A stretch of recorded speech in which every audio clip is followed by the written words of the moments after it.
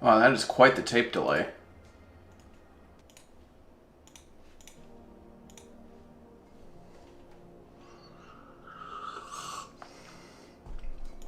Whatever.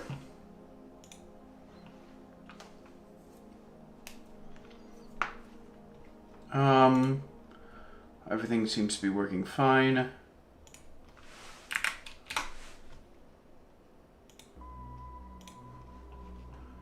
Bum. Let's see here. Edit.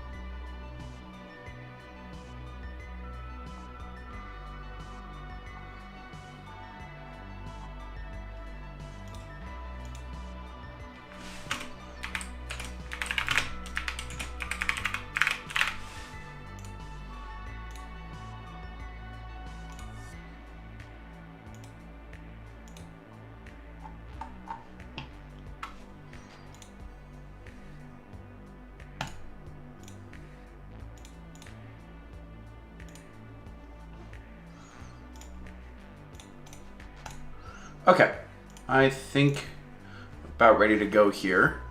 Let me just build the game, make sure all my changes are, we're starting from a blank slate, so that we're not mixing in the changes we're about to do today with the previous commit.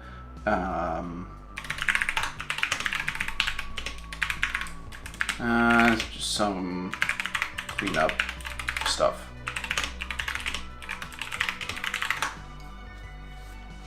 Okay, let's build.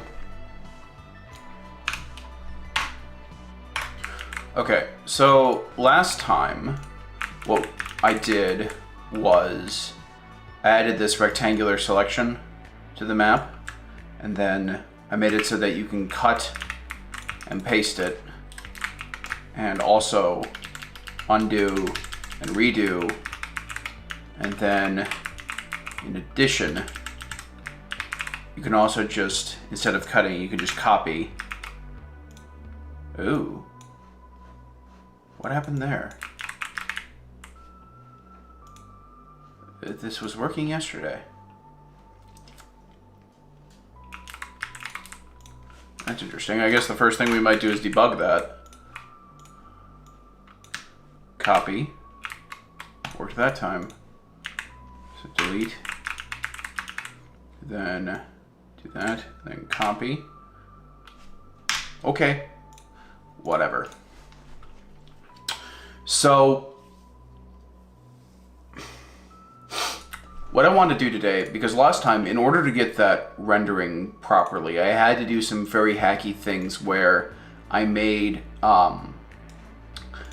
the buffer which held what's in the copy or the paste buffer. I had to make that a global variable so the rendering code could access it.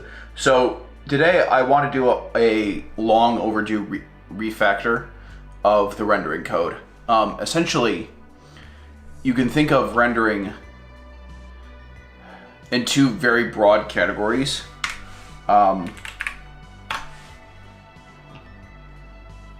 Eraser.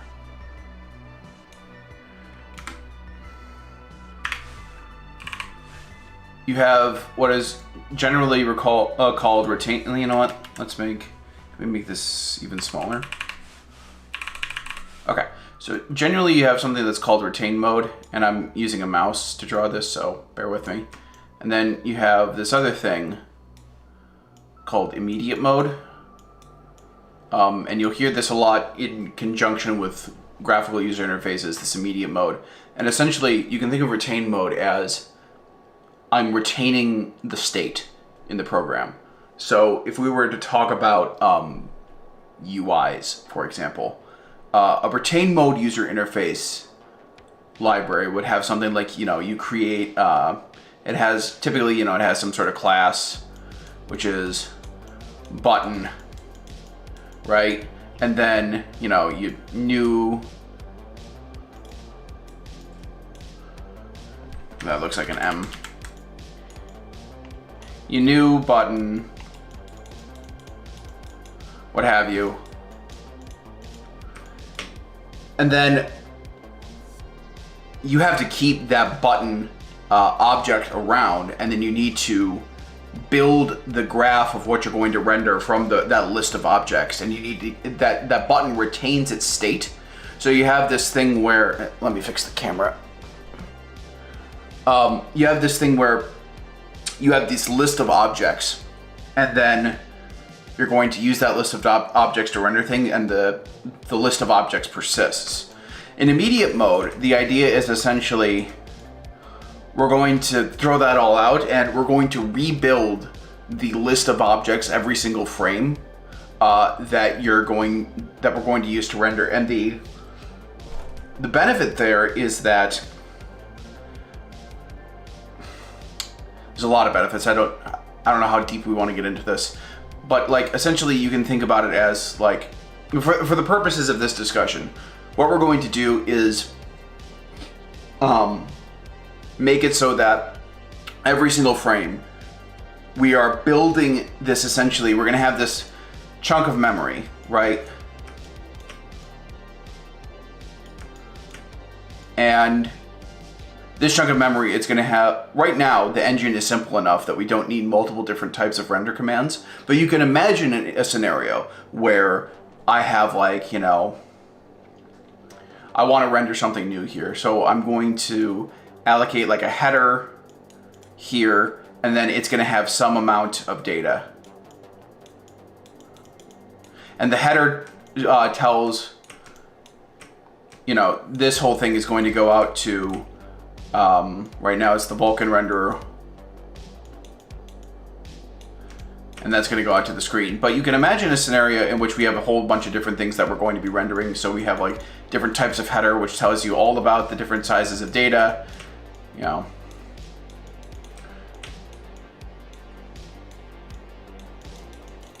and we're rebuilding this buffer every single frame, and then sending that off to our rendering code, which is going to use that to build into a Vulkan command buffer.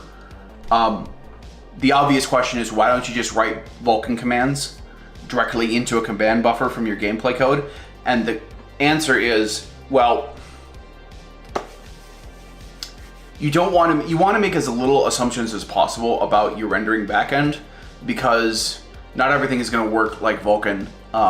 For example, in OpenGL, I could do a lot of hacky things where I could just like, in the middle of rendering things, I could just rebind a new shader program and just have all the draw calls after that, use a new shader program. But you can't do that in Vulkan. You have to build a new pipeline. So I just want to give it a set of data. I want to give the rendering code, because we're going to have different rendering backends. Right now we're just using Vulkan. In the future, eventually probably going to have some sort of metal backend. We want to make as little assumptions about how the rendering backend works as possible and give it just the data it needs. So right now, though, our data that we're sending to the renderer is very simple, because all we have is textured quads. That's it. That's all the game can render. And right now we're doing a hacky thing where the user interface stuff has its own version of this. Eventually we'll get it to the point where these two things are integrated. So right now we have two of these buffers, and this is like the user interface library is called Nuclear.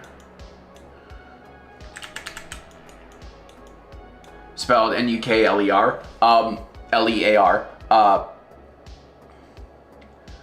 And eventually we'll merge these two buffers, but like right now, baby steps. So the first thing we need to do, so right now in the code, we have, let's go to, we have this render command struct, and it's essentially, it's just the information you need to render a textured quad. So you have the color, which is just a blend color at this point, the position in the world space, a 2D scale, z-index for sorting, the pipeline to use, so what combination of vector and fragment shader to use when rendering this, the texture ID, which the renderer is responsible for loading into GPU memory, and just the rotation in degrees. So what I want to do, so right now we have this function, game render commands, that goes through, and it already does build this every single frame. The problem is that it's building this every single frame after we've already done all the gameplay updating. So you can imagine, like, when we're doing like the update of the game state, we're gonna loop through like all of the entities and do all the entity updating, and we're gonna loop through all the tiles and do stuff for all that, and then we're going to do that all over again and reload all those things into the cache so that we can generate these render commands. And we should just be doing that at the same time. That way we have much better performance, because we're not, doing a whole bunch of cache evictions. So to that end, let's get started. I'm going to, it's always good when you're thinking about a new API to sort of write what you think you're going to need as sort of what do you expect the best API would be. So I'm going to start with the tiles.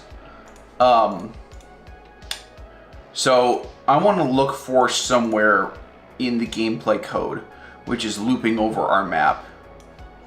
So game map. What are we doing with the game map?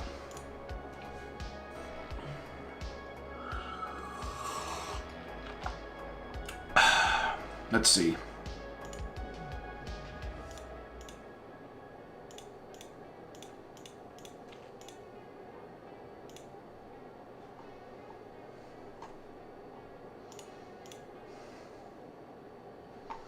This is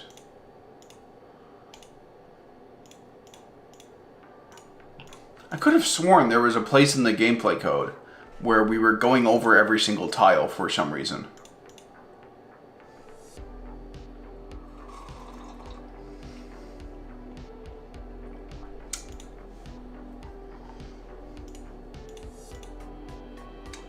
Well, if there isn't, I guess maybe the better place to start is just with entities, because I know where those are.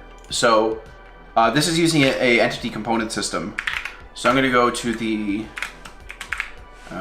render system.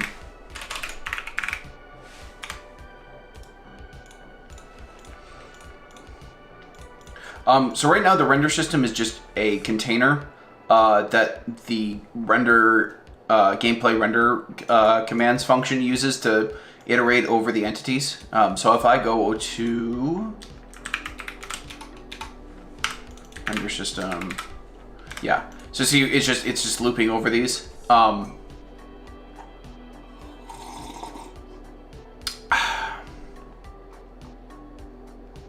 So what I want is I want to think about. Okay. Let's go back up to the render system.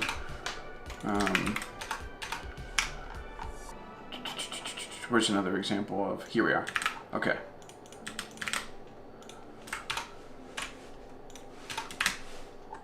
So here, entity.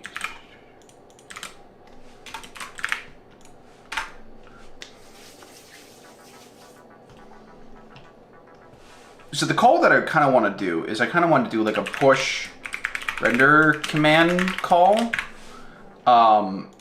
And it's going to take by reference, none of this exists yet. I'm just thinking of the API. Game state,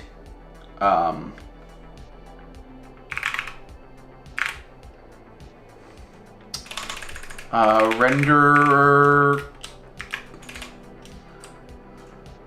command buffer, I guess. And then what information do I need to give to it? Well, I need to give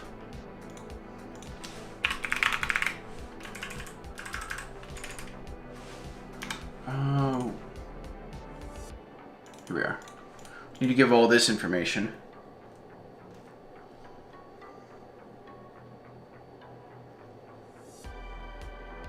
Is there any reason not to just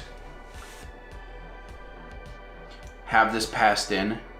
Is there any reason to have these, to just break these out as individual parameters?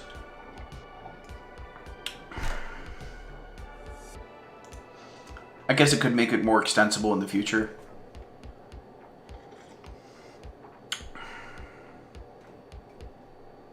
Sure, let's do that. So like,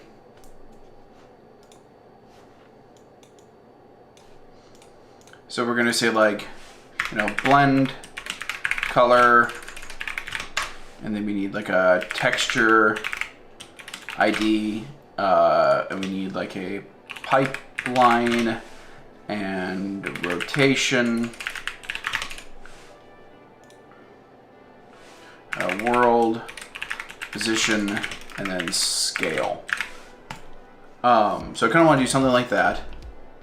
And then, yeah, Z index, I suppose.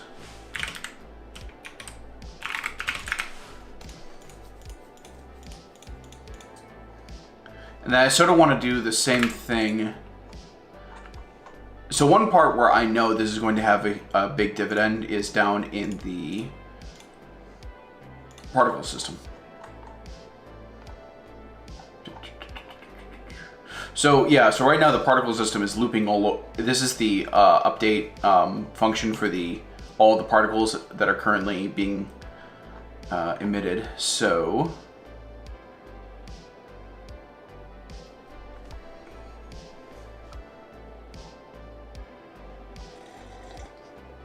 where are we? Okay, so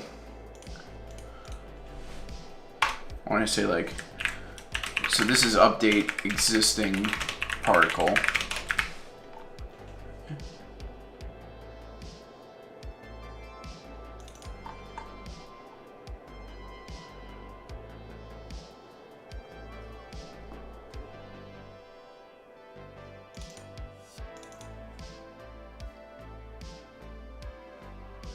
Okay. So this is, I guess, this is emitting a brand new particle. Yeah, okay. So this is emit a new particle when the spawn rate allows for it. Okay.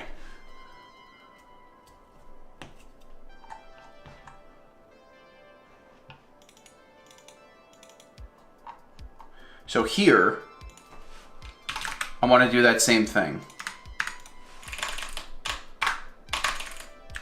right?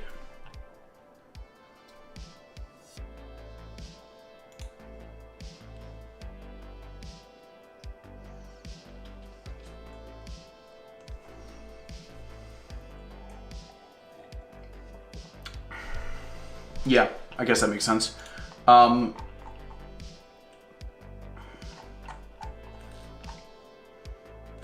So I'm going, so this is the entities, and then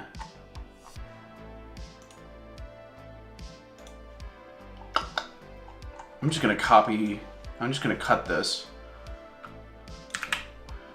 delete this, then go over to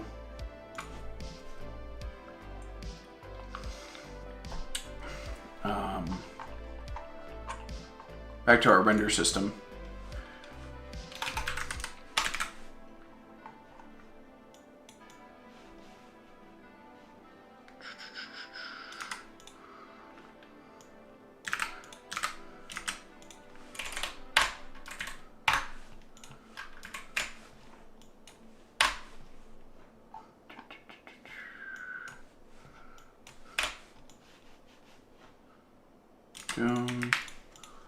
Okay.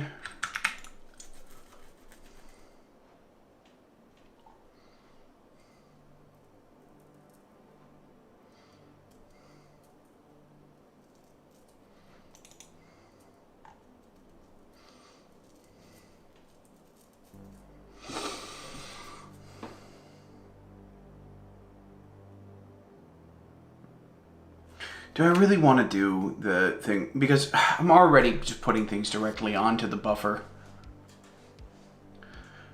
I don't know. I guess for now, you know, when we get more complicated things that we can render, we can go back and change that to just a function call with parameters rather than just directly pushing onto an array. I guess this works for now.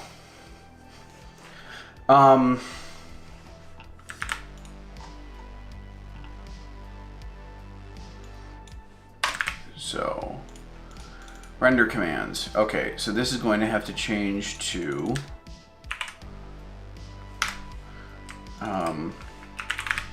game state dot render command buffer. The back of the game, we can just move that right now. So we have this down here. I'll remove that. And back up at the game state.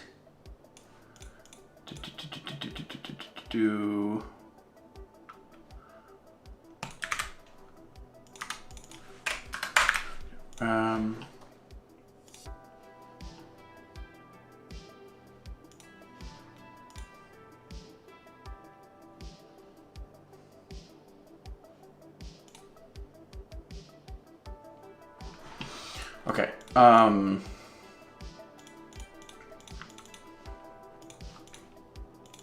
Render command buffer. Okay, so we're putting that there. Let me double check to see when we're calling post game update. That makes sense. Okay, back down here. Close that. Excuse me.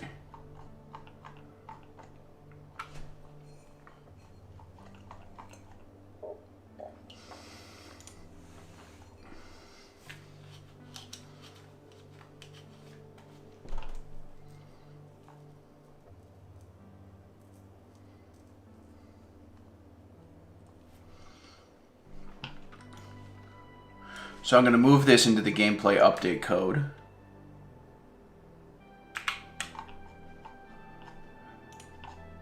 So gameplay update, and then at the bottom,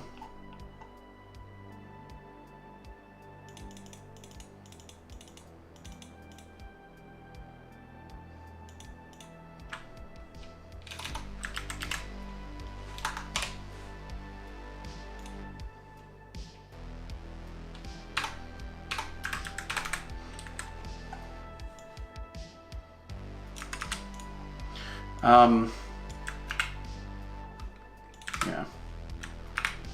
Then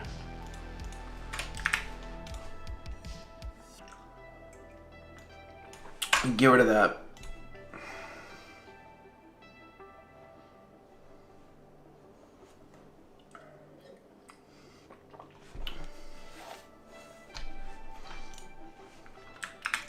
Okay, that's all fine. All right, we want to then move the draw particles thing into the particles update code. So where did that go? Here, draw particles. Just grab particle system entities. We're looping over the particle. So if particle remaining life is greater than 0, all we need to do is grab this.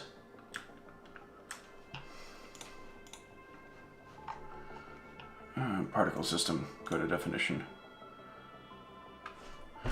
Oh. We're gonna need to change.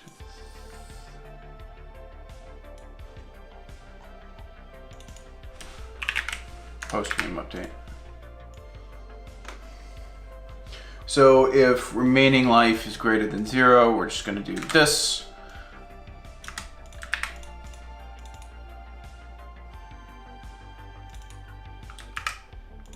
Then tile position, whoops.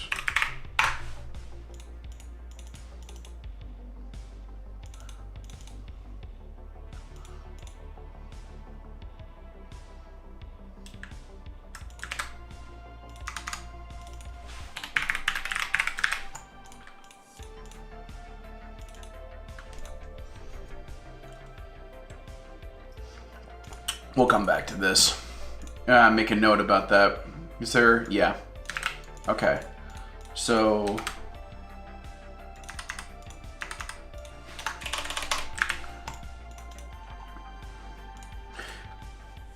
right now the game doesn't support entities moving like upstairs or downstairs, things within the same level, and having that all look nice, or going up slopes.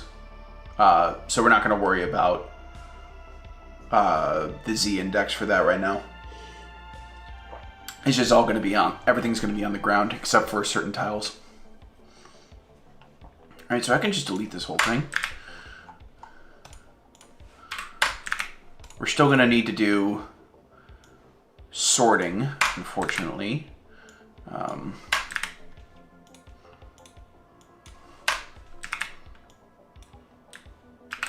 We're just gonna have to do that for everything.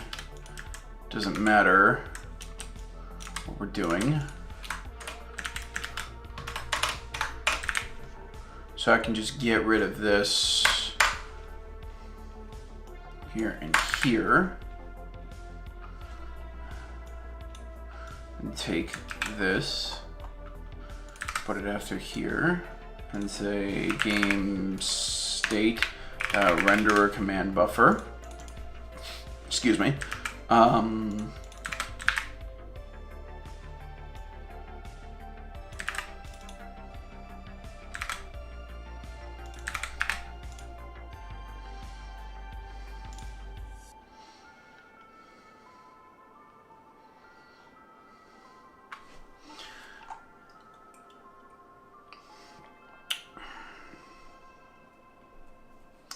So I'm going to want some sort of draw tile function so that I can use it across.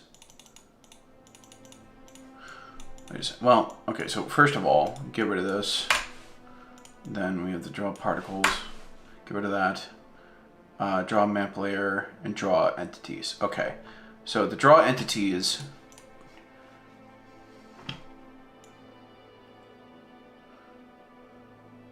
We already have all that, which is great.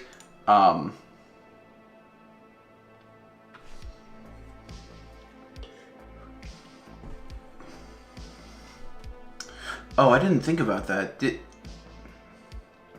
Is us sorting the array going to mess up the outlining? Because we're using a stencil buffer to do that. And I think those have to be like in a specific order. But we were sorting before and it wasn't broken. So I don't see why. Well, I guess it might just be a fluke that it's been working so far and there's no reason to assume it's going to work into the future. Might need to look into that. But for now, let's just keep refactoring what we have. Okay, so draw map layer. Okay, so going over the X and the Y.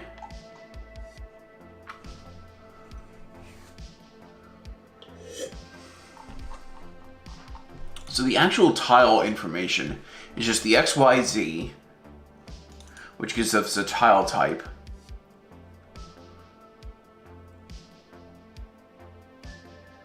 So I'm thinking about some function like push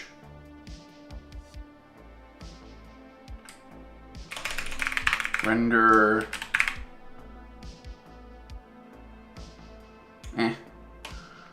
Push tile render, I guess.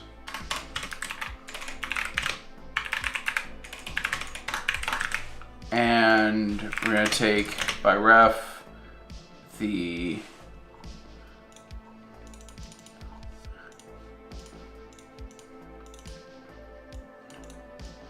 dynamic array of, actually, you know what? This is the annoying thing about having the allocator be part of the type. You have to use templates everywhere. So for now, I'm just gonna say this is gonna be the render buffer, and then make this a template. But I really don't like doing that, so we'll eventually come back to that. Render command buffer, and then we're gonna say tile type, and we need to import the game map. Tile type, type, or is that a reserved word? It is not. Okay, and then uint x, uint y, uint z. And then game.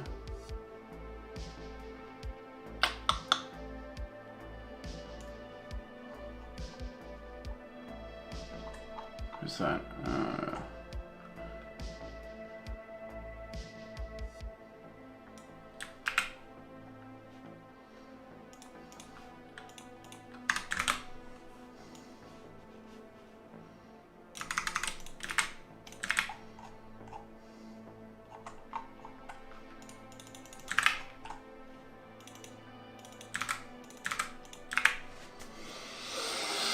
Oh, but this has...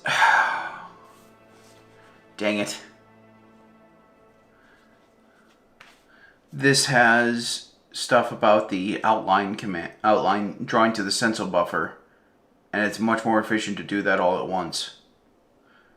Ugh. Am I just gonna have to copy this whole frickin'... I kinda don't want to do that, but...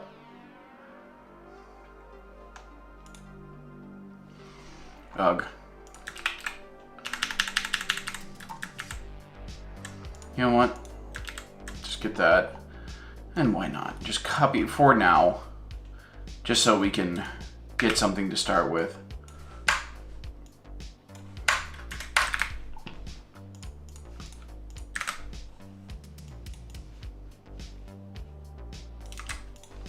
Oh, I need that signature, damn it. Need this.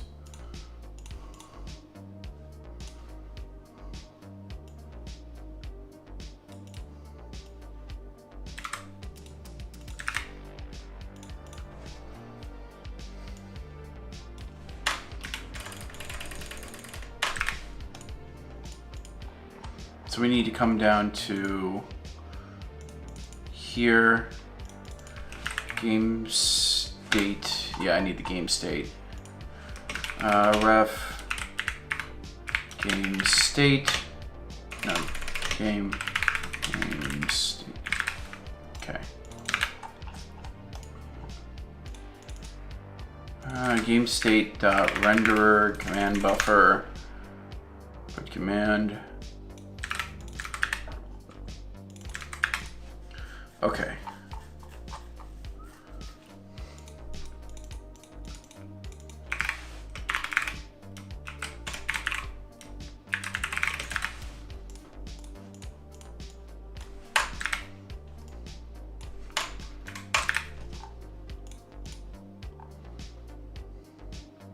All right, I'm just going to take this, go over to the level editor. At the bottom of our, this is our update function. Yep. Okay. Do this. Go back up here.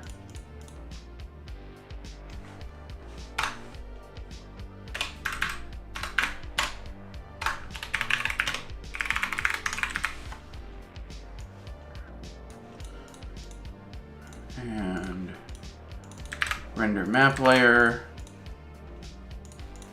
render map layer, render map layer.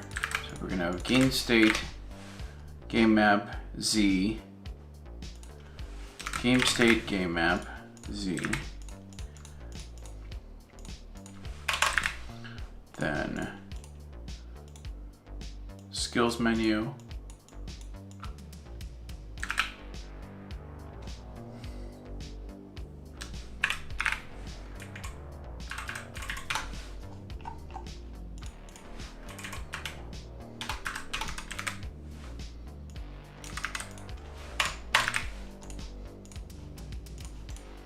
Render map layer. Then do I also need to, so down in the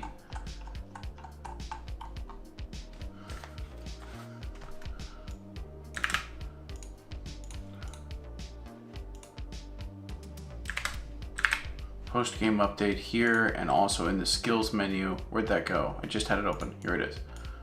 Move it over here. Okay, so that draws the render, the entities and the particles, and then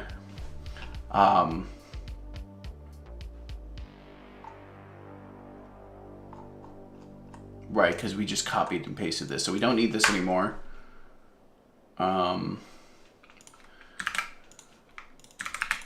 Okay, let's bring it to the compiler just to get a sense of where we are so far. Render plan.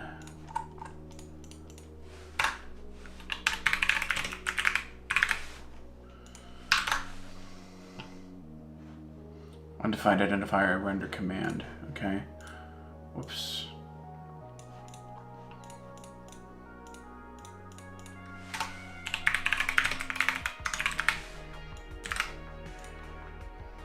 Same thing. Need the player input state. Oh, so in the game, I need to make sure I'm passing a range to the sort. So here, okay. Render command buffer. Level editor, we're drawing the entity, skills menu, so we can just get rid of this. Better error tracking, yep, okay. That's all still good. Render commands, entity 619.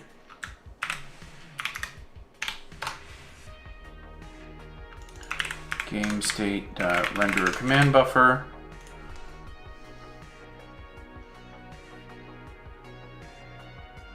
$709.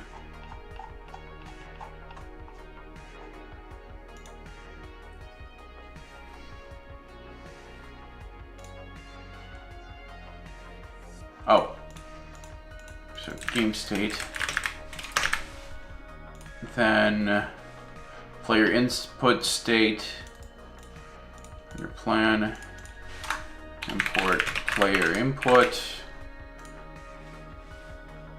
skill menu, undeclared identifier, render map layer.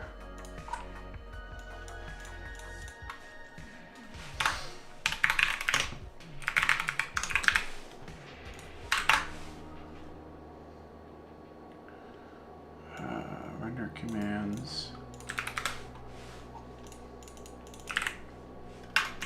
Game state render command buffer. Render map layer cannot pass game map to game state. Okay, skill menu 158.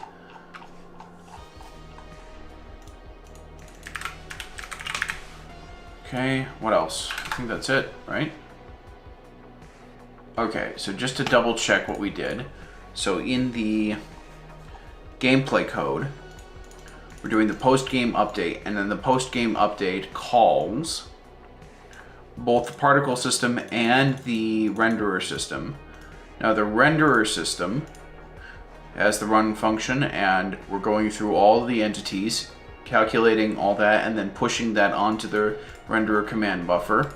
And then for the particle system, We're doing the same thing. We're looping over all of those, and then once we get all the information about the particles we want to draw, we're pushing them to the render command buffer. That's also post-game update. So that's both being done in the gameplay code. And then we're rendering each map layer that we want to render. And then we also have some hacky code here for some UI element. That all looks fine to me. So let's see how this is going to break. I'm actually kind of shocked. Aha! It is broken. See, the outline is not sorted correctly.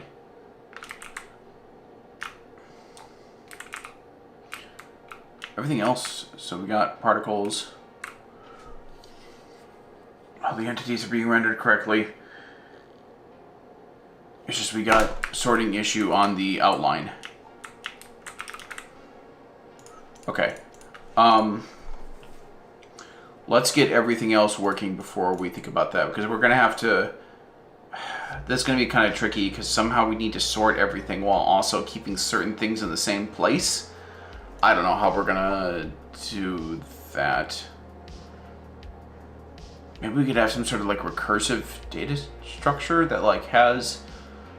I don't know. We'll think about it. Okay, so one of the things that I can do now that we're in the, so let's double check the level editor state. That's all being drawn. Awesome. So one of the things I can do now is I can make this file scope again. This is tile editing.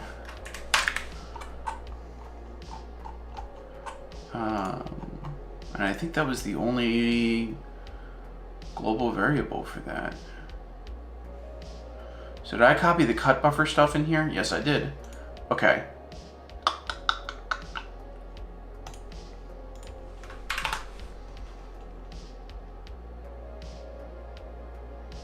Okay. Okay, so just to like recap, essentially what we just did now is that we've made it so we can move all of the logic of what to render into each of the different states of the game proper, so that we don't have all the rendering code in just one function.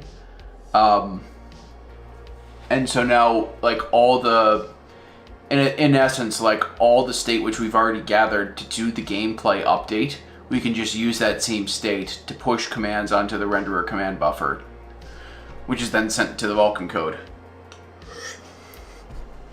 Okay, so the problem is this outline. Now,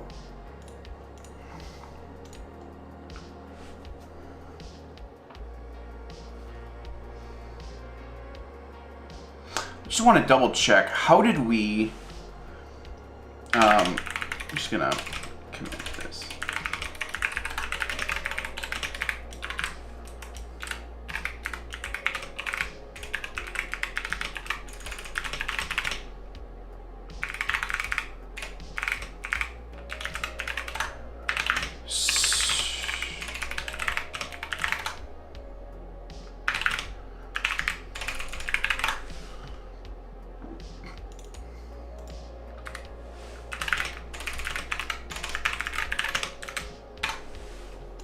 Okay, so I've gone back in time to the previous state, and I want to see how we were not getting that issue of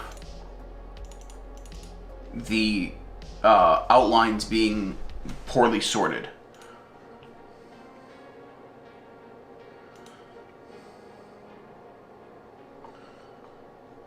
So we have this draw map layer. We have this outline buffer, so we know what to draw in the stencil buffer. We go through and we insert those commands, and then after we do that,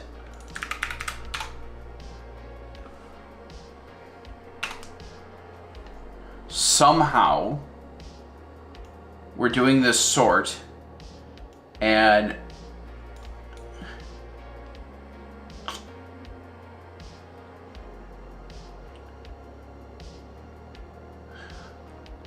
Oh, it's because we're always looking at the game. Okay, so initially I had this optimization where I thought, hey, we don't need to sort the commands in the first layer of the game world because they're always going to be the first thing drawn. They're always going to be the first thing drawn, and they're all going to be at the same layer, so you don't need to sort them. But that's actually incorrect because, as the note says there for the bug, if you have empty spaces on the game world, that doesn't actually work because the number of render commands is different than the number of tiles that you that could be in the map. But this is also hiding the bug. So I bet you, so gameplay, if I just get rid of this,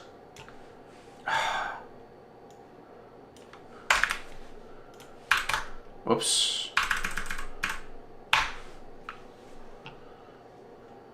So now we're going to be running the old code, but with one slight modification. Yep. See?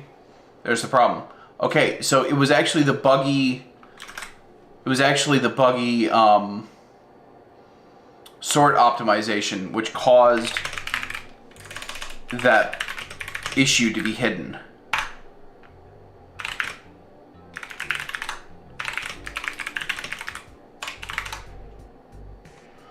Okay.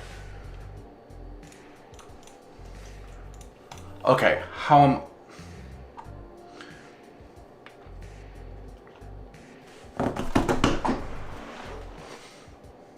well, I guess one easy thing.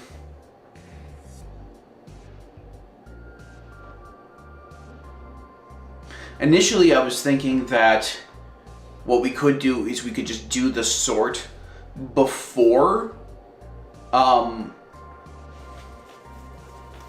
We could just do the sort before we insert the outline commands into the command buffer, so that all the stencil buffer draws happen at the very end.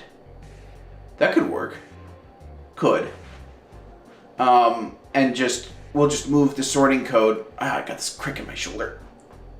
There it goes.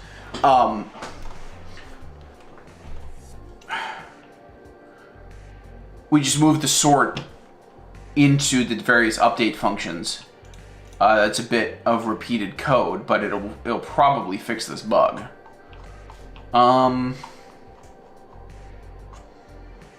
So get rid of this. Yeah, so this. So let's, for example, come down here.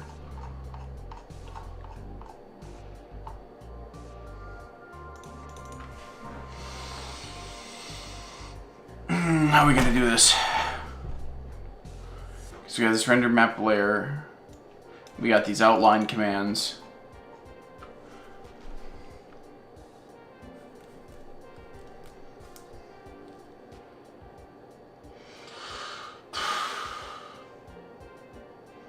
I don't really have a clean way of doing this. Unless we just set the... Because if I'm remembering correctly about how the stencil buffer draw works, we just need to make sure it's the last thing in the command buffer. Let me double check that assumption. So let me go to the Vulkan code.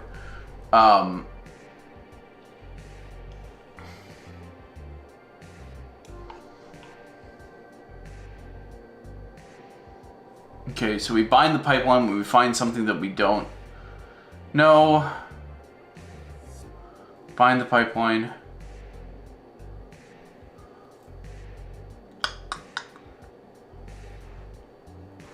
Yeah, okay, so in the original code, it was just after everything.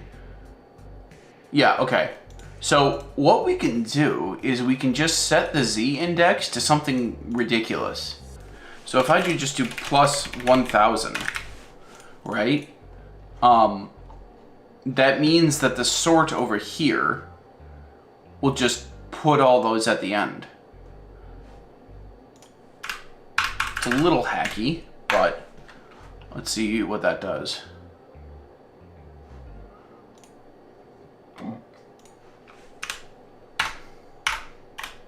Whoops.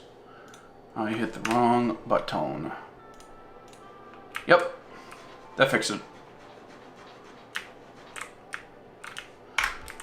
So. Huh.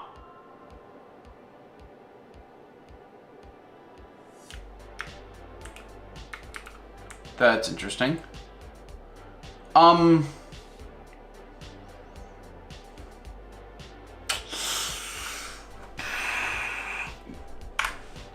that's only for the map editor. That's not for gameplay. So I could actually see the logic for always drawing the outline. Because previously the outline would go away to... It wouldn't go away. It would actually be drawn under the darn thing. That's fine. We can live with that. But what I can't live with is just looking at this guy Z fighting the whole time. Let's just... There you go, buddy. Okay. Okay, so that works. So let's test some particles.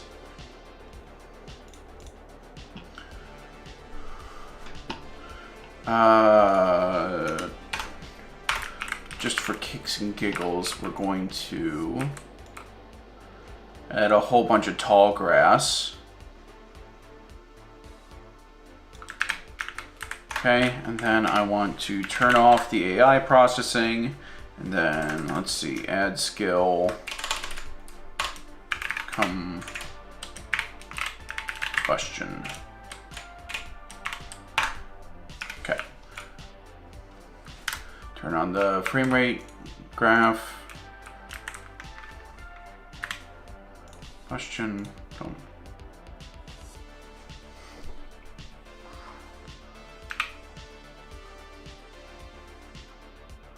That looks correct to me. We're up to about 3,000 particles. 6,000. And if I remember, so just want to double check that we're doing the right thing here. Down in the, yep, this is a particle system and we're pushing to the render buffer. Okay, that makes sense to me.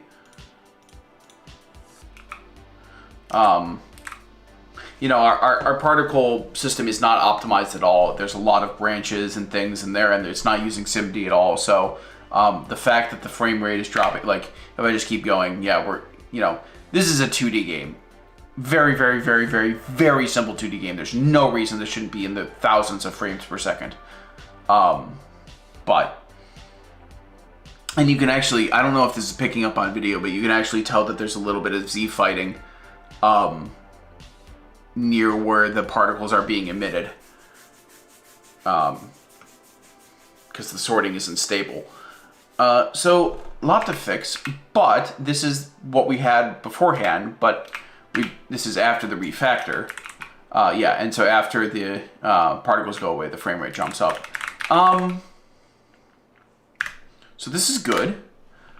That's basically what I wanted to do. I need to, oops. What the, no, go away. I need to double check, because I don't believe our particle editor code was updated. So get rid of this, get rid of this. Particle editor, go down to the,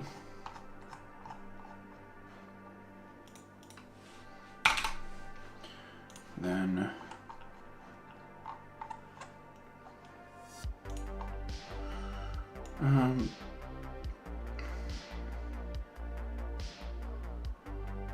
just want to copy this. Don't need to render the map, so I could just do that.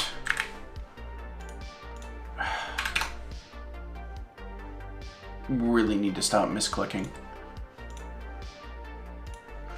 Okay, and then open up the particle editor. And that all looks good to me. And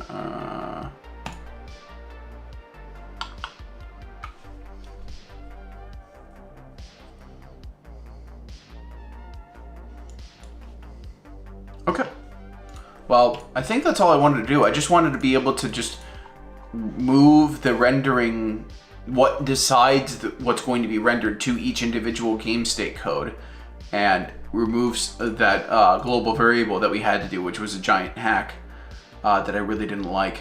And we essentially did that. So we are in a much better place now to optimize the particle system in the future. Once we get much better cache performance there, because it's pretty bad right now. Okay, so I'm gonna commit this.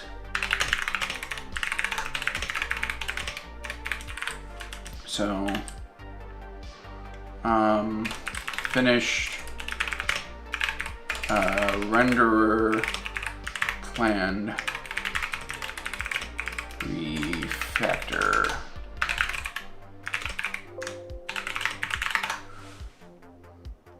Yep. Oh, I didn't check the pause menu. Yep, looks good. Okay. Okay. Can have several different things I can work on next.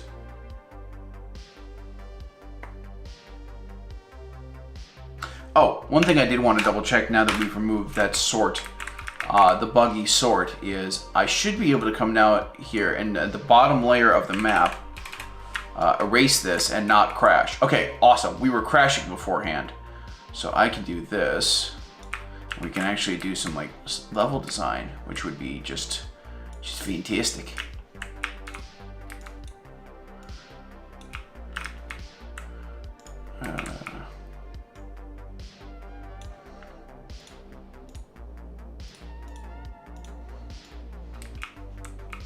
Oh, that's interesting. If I... Why does getting rid of this...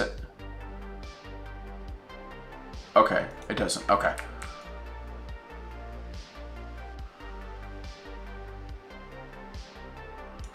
All right. Then we want to erase all this as well. Then... Okay. Awesome. Sped up the frame rate a bit. You really shouldn't. That's another indication of inefficiencies. But, or would it be for now? All right. So, now what I want to do is, I've been thinking about a bit of memory management cleanup. Because right now we have a lot of instances where we're using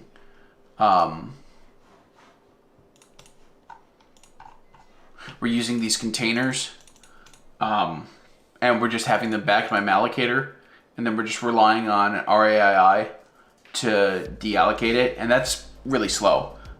Because you can imagine, so here's the thing. Allocating and freeing memory is really slow. And anytime that you're thinking about, oh, I want to allocate this individual thing, that should always be a red flag to you. That's essentially always wrong. You should always be thinking about allocations in terms of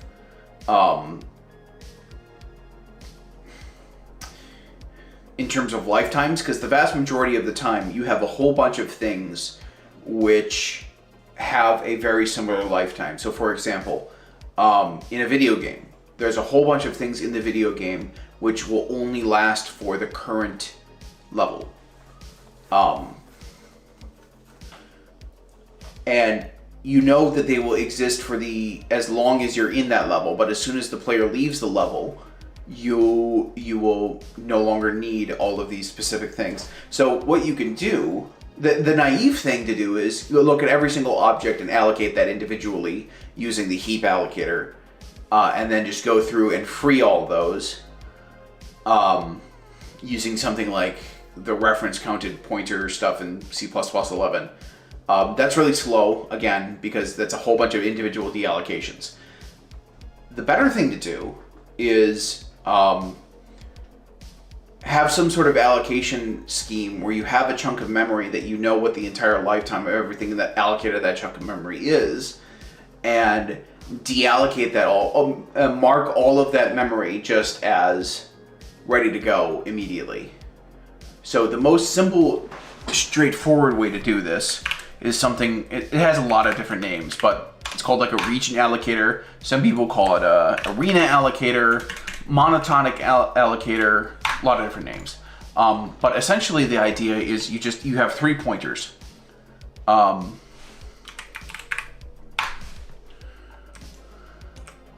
you have like a chunk of memory, right? So this is like, I don't know,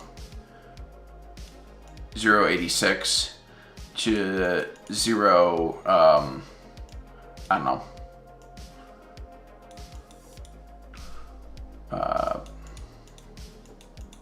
right?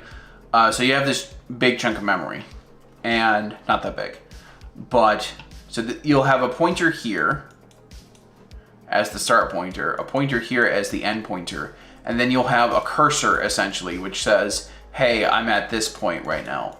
And then every time you ask for a new allocation, all you're doing is you're taking the size of that new allocation and you're adding it. You're just doing pointer arithmetic to add it to the cursor. So the cursor will just be moved forward and then point to here.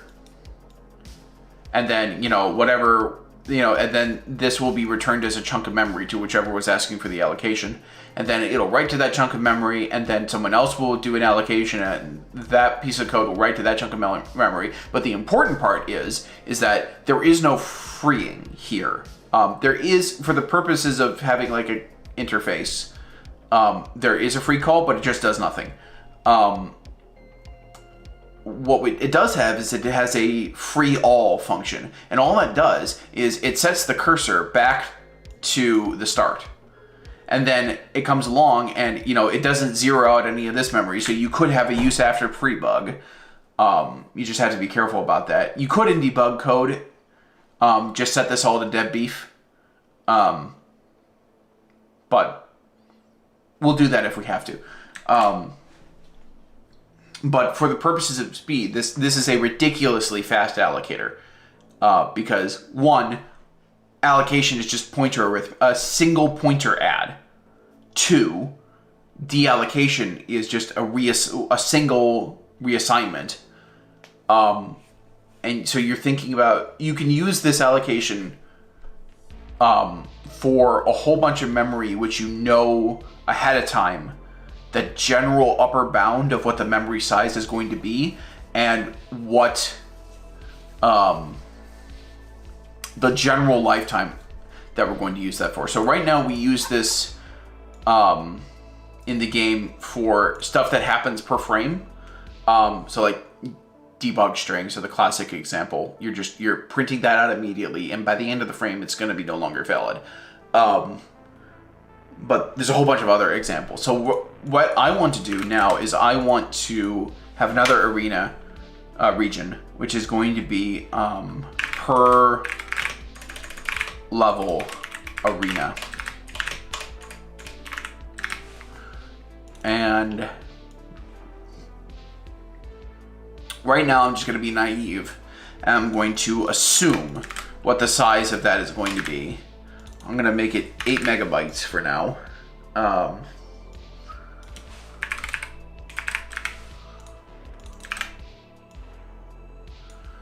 And then, where are we in knitting? Here. Okay.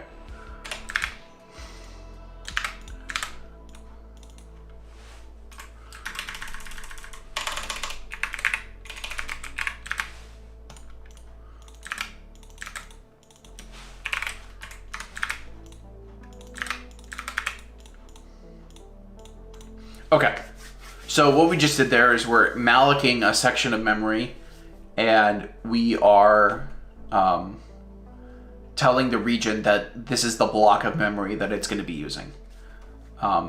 Eventually we'll make it so that we're not using malloc to allocate this. We'll be just using heap alloc from Windows in the platform code. But again, this is good enough for now. Good enough for now. Okay, so let's start moving things to allocate from this. So obviously the first step is going to be the actual game map. So I want to game state per level arena. Man, that would have been an annoying bug. Okay, per level arena. I want to, in the load level function, I want to make sure to reset. So deallocate all. And then, so this is getting the path for the file.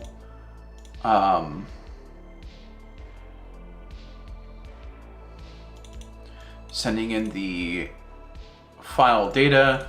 Okay, so where's this load map function? Okay, so game state. I want to deserialize onto the game state per level arena. So let's see if that compiles. Oops. Hey, it does. Does it run? Hey, look at that. All right, progress already. Let's see if there's anything else on here.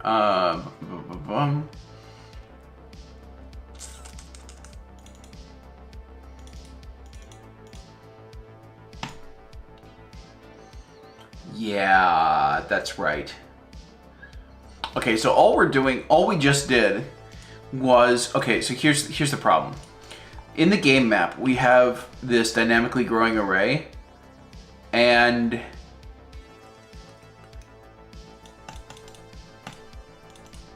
like I said before, because the dynamic array, the allocator is part of the type. So we can't make these allocation decisions at runtime. We need to say that we're using a region allocator.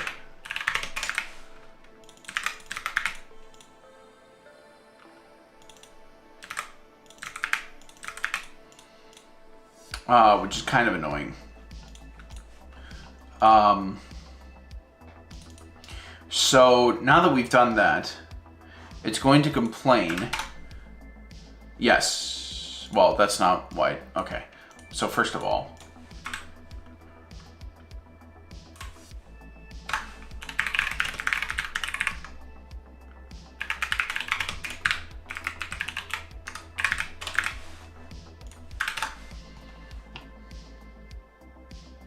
default, yes. Okay, that's exactly what I wanted. Because it's correctly saying that since we have a allocator which has state, where the malloc does not have state, you just call it malloc, but our allocator has state, we need to pass the allocation in the allocator as a variable during construction. So that is correct, and that is good. Just wanted to double check that we were going to get that error. Okay, so this is line 1670. 1670.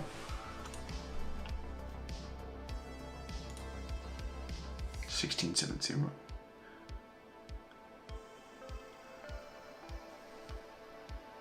Oh, right, because the constructor for game map is going to call the constructor for... Oh! Can we just void initialize it for now?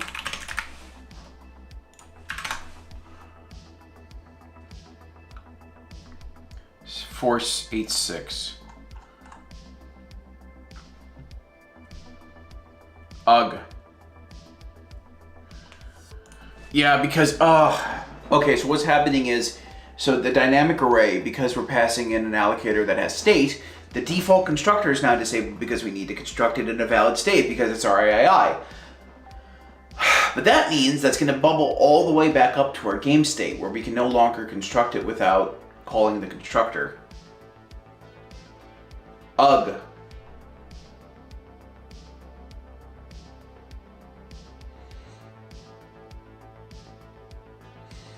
That's annoying.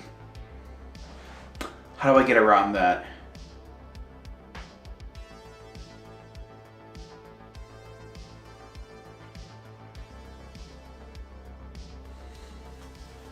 Because I just want everything except for... Okay, yeah, that's really annoying. Okay, so what I'm gonna do is in the dynamic array code, I'm gonna have to change that. So here we say if the allocator has state, we don't want to allow default construction, right? You need to pass in your allocator and it needs to keep around a reference to the allocator so it knows what to do. Why are we importing allocator here? Give me that. Go to this. Okay.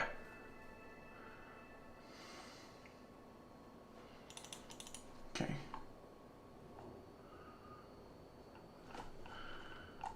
This has the... I didn't write this code initially. I'm modifying it for my own needs.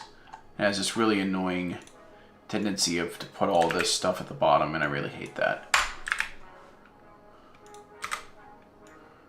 Types go up the top.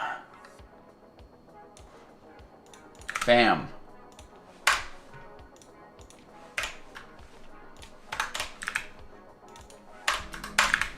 Okay.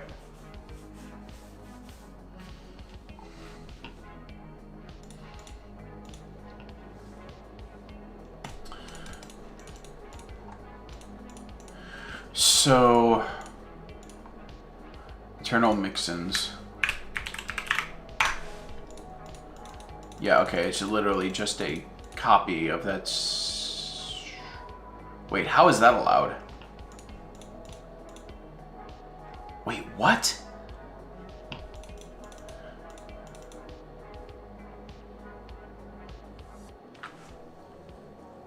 Oh, that's fraught with peril. So essentially the problem is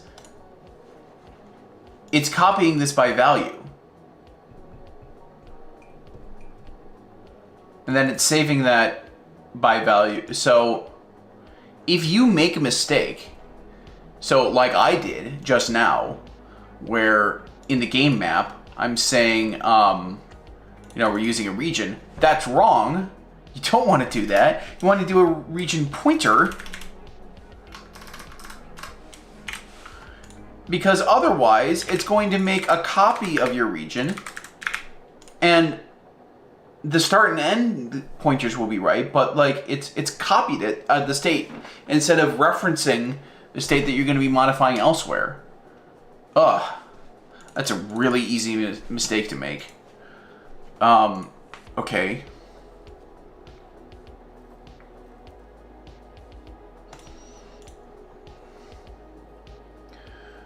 All right, so let's see here.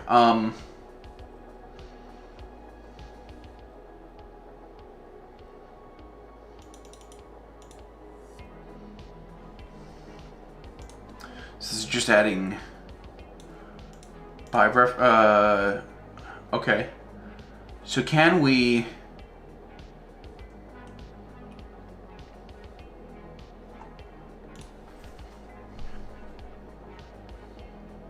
You know what? Screw it. I'm just gonna do that. Screw it, and then. Level editor.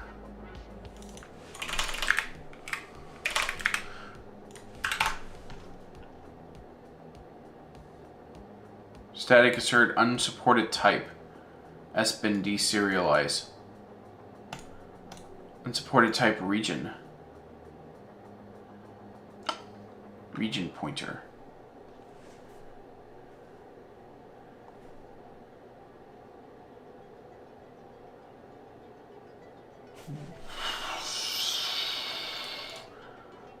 We've got a problem. Why is the serialization code trying to serialize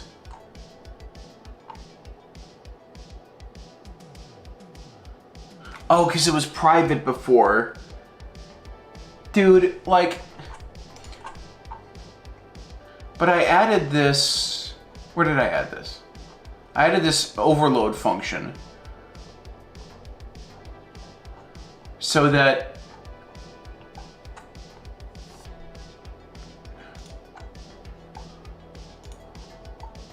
I added a function so that the serialization code would use that, now I don't see it. How the hell are we serializing things? Resize. Here we are. State size allocator equals 0. Why? Dude, what?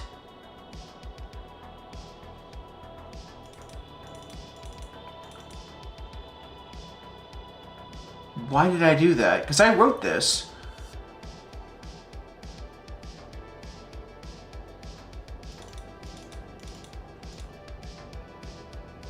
I have no idea. I have no idea why I would write that. So, let's see what happens here. Okay, it built, but it's wrong because we're not setting the... We need to manually set the allocator on the dynamic array now. So, over in the game map code,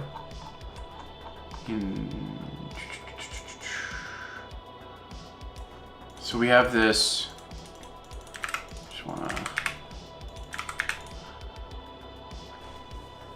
So we want to say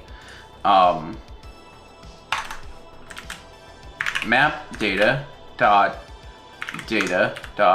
allocator is equal to game state dot oh shoot, that's not gonna work. Because the deserialization, which we're doing here, it's deserializing the data, and the data, the map data needs to go into the dynamic array, and we're not setting that.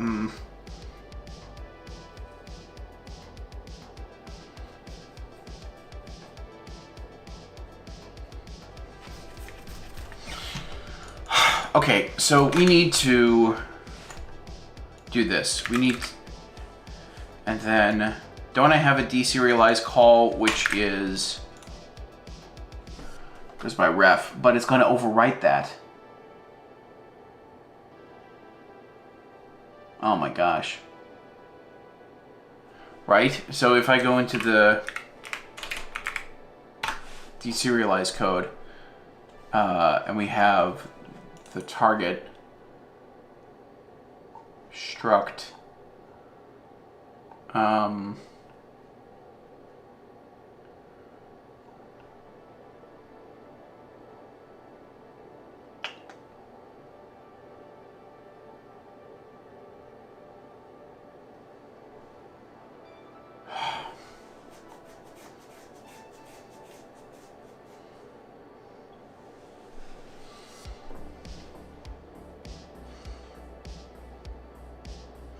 where are we doing the custom SBin stuff? Here. Deserialize.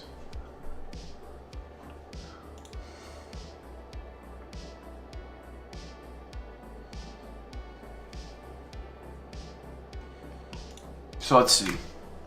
So if we, in the game map code, we do this, so the deserialize function call, so let's,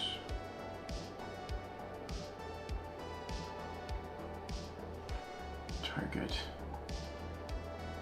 ref targeted, okay, yes, it's the last parameter. Okay, so game map data. So take this, put it here. Map data.data.allocator equals game state.per level arena. And we're gonna do the same thing, bum bum bum, and we're gonna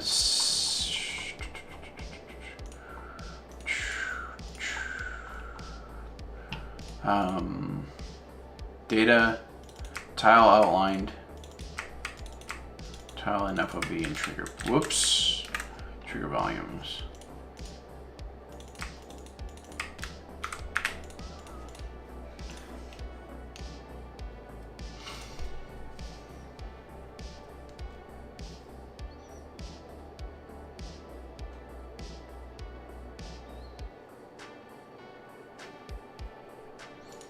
Let's see if that works.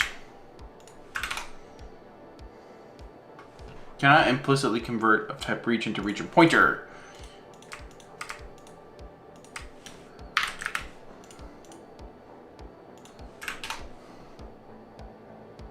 Deserialize cannot deduce argument types from region U byte game map. Allocator. Oh my gosh. I'm gonna have to make that stupid thing non-copyable because otherwise this is just gonna be a disaster zone. Because I'm gonna forget that at some point this thing is copyable and it's gonna. So.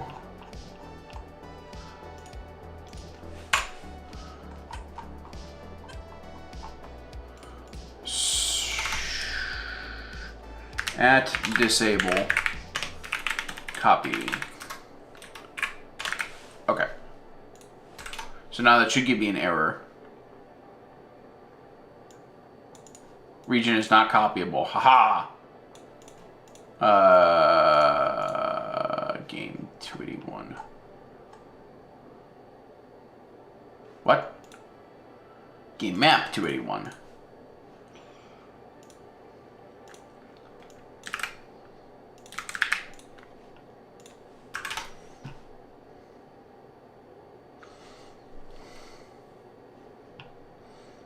With alloc equals region pointer.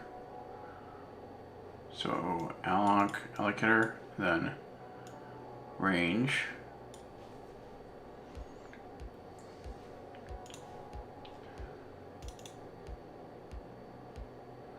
Why? What does this mean?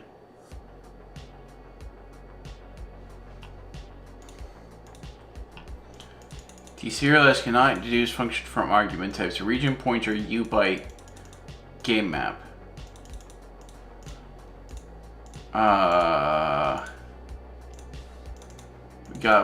We should be passing it by reference. Target equals game map. Final line. Range equals U byte. Alloc equals region pointer. Must is repr handler. RH. RH equals game map. Okay, why is that false?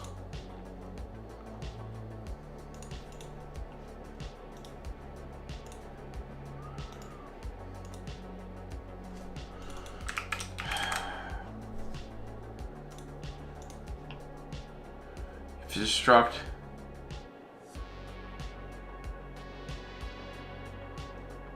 Dude, what?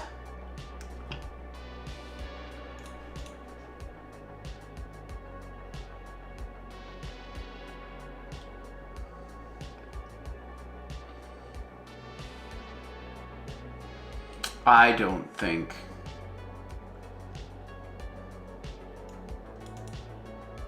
First of all,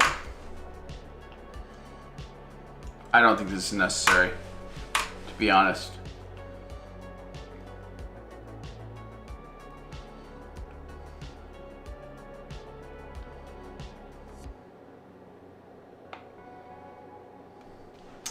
Oh. Sorry, I was misreading the function signature. So I don't have to explicitly pass in this anymore since it's getting the type of the target from the parameter. Okay. Okay, region player input 477. Player input G477. Okay. Transient storage. Yeah, see?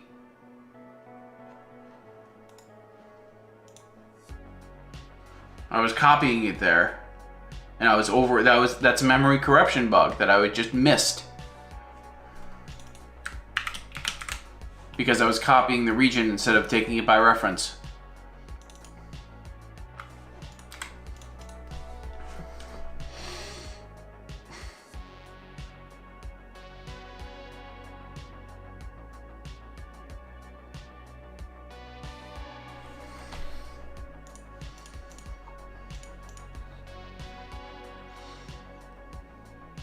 You know what?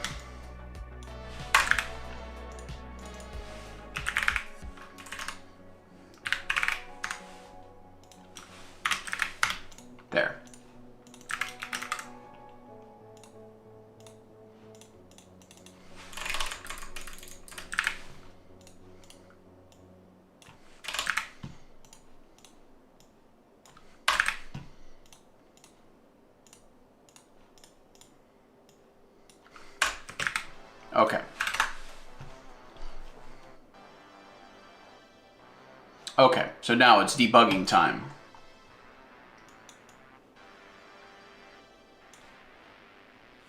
We're in the game code. We want actually the game map file. Okay, here. This is the part that I care about.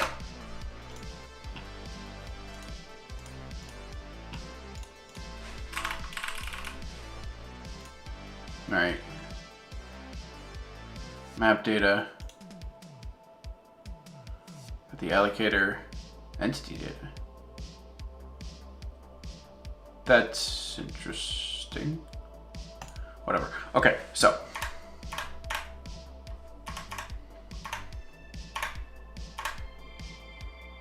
So it's reading the game map struct and it's loading the version signature. So, okay.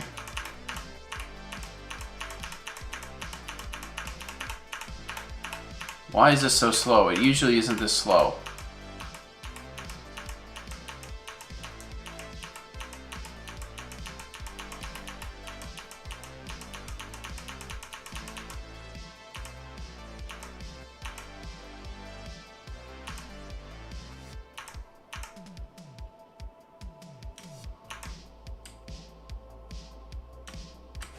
Wait, what's the step over command again? Control step over is 10, yeah. Okay, so we're loading the various fields. And that field is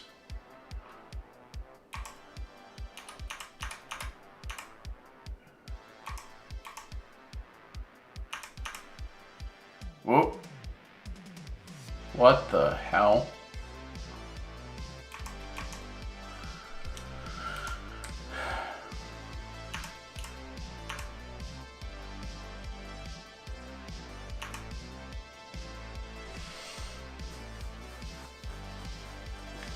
You know what? Yeah, I can just do. Come to here, run. Aha. So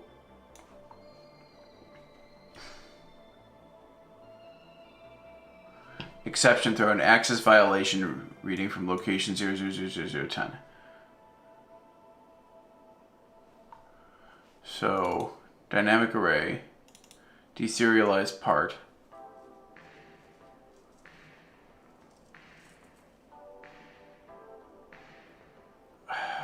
Shoot.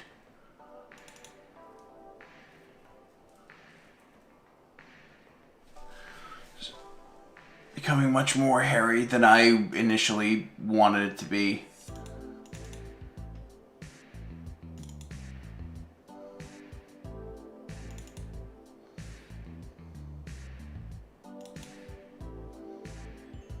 Just deserializing this dynamic array. Reserve. We're going to allocate. Watch window, locals. Allocator.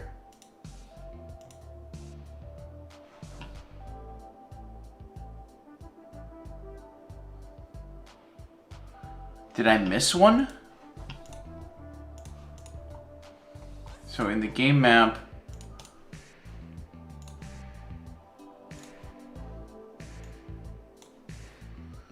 you have this dynamic array for data, tile outlined, tile and FOV.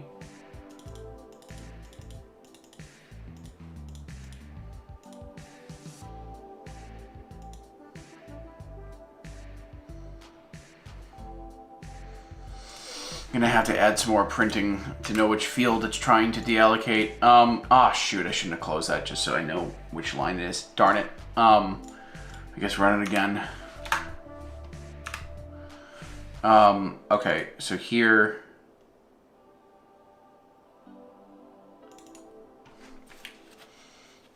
So it's line 176 and deserialize.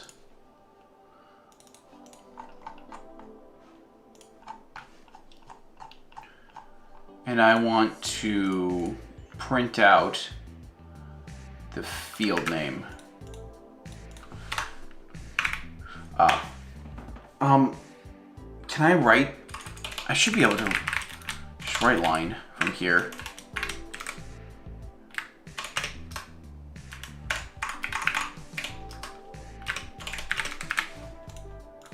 That should work. Right?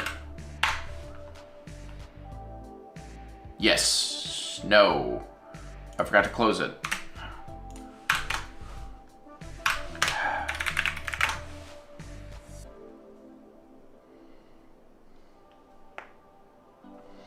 Okay, so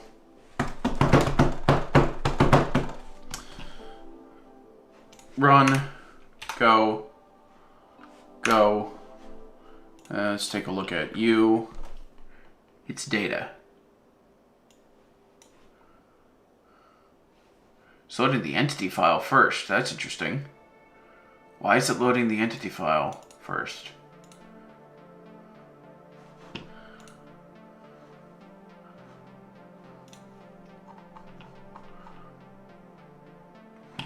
Oh, I guess probably because I put it first. That'd do it. Okay, anyway. Okay, so we have this data field, and for some unknown reason,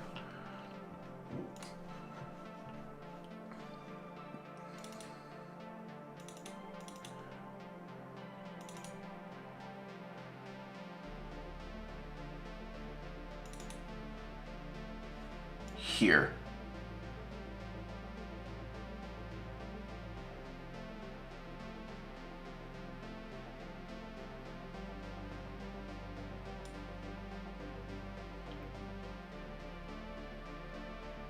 Yep. Okay. So here's what happened.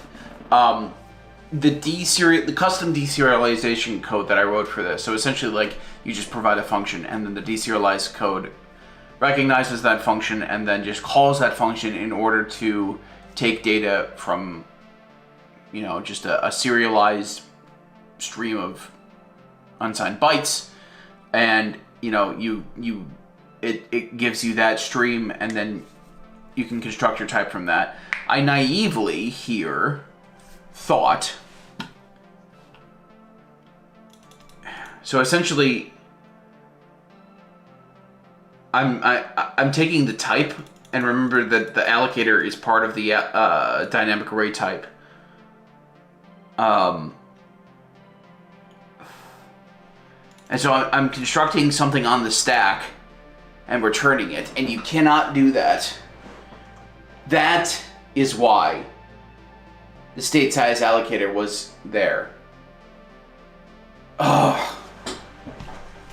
That's why that was there. Would have saved me a lot of time if I just wrote myself a comment explaining that. Okay, so first things first.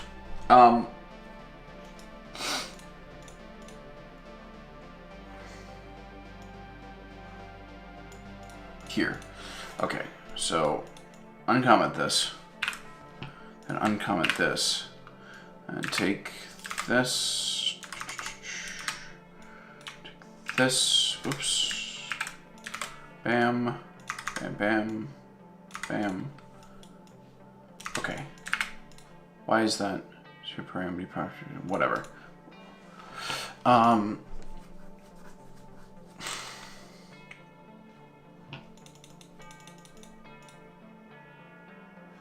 Static function. What is this ET parameter? Oh, it's the container that we're adding onto. Wait, no. Yeah, no. So this is the file data. This is the deserialized data that it's going to pump to us.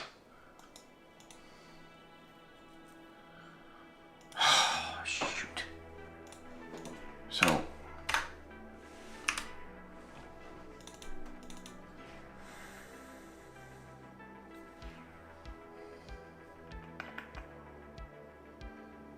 Does it have to be a static method?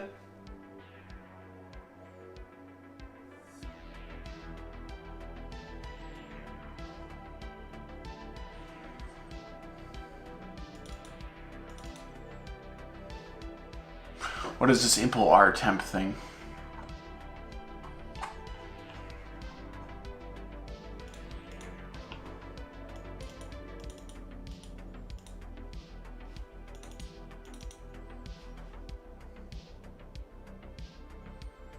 I want to know what that is.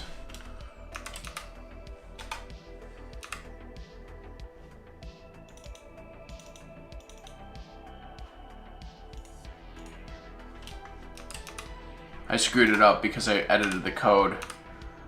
Yeah, okay. Just recomment this. Recompile.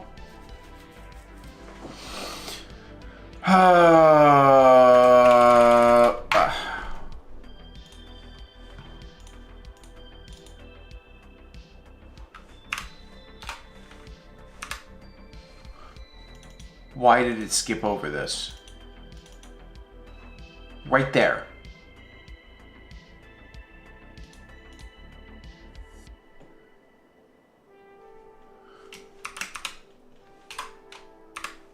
Hit the breakpoint, man! Oh my gosh.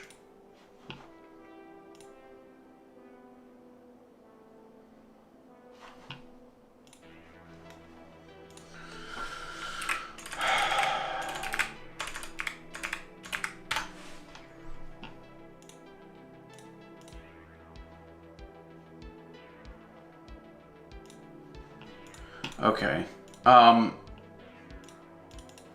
I don't know why it's not hitting that breakpoint. I guess we're just gonna have to go in a higher level and try it again.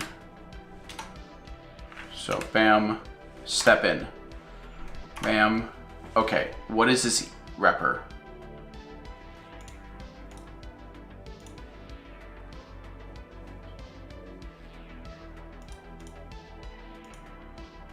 It is an array of tile types.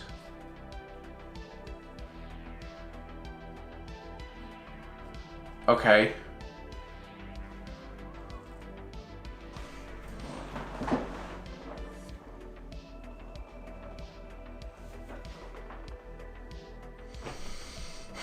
So I guess the question is, does this custom serialize function need to be a static method? Because what it wants to do is it wants to construct a type. It wants to essentially have a function which gives the deserialized data and it wants to construct a type from it, but we don't want to do that. We want to construct the type in place.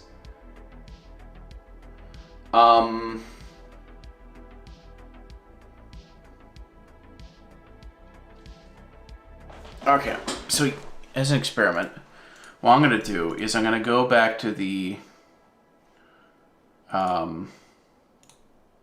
deserialized code. Come down here to has custom repper, and I'm going to say, let's look at my traits. Is static? Is that something?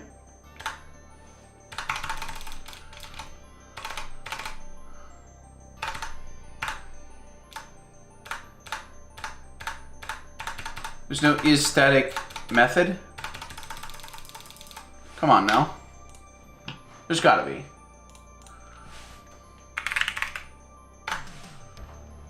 Documentation, library reference, traits, static. Has static member. Here we are. That's what I want. Did I delete that? No. Why didn't it show up? Whatever. Whatever. It's fine. It's fine.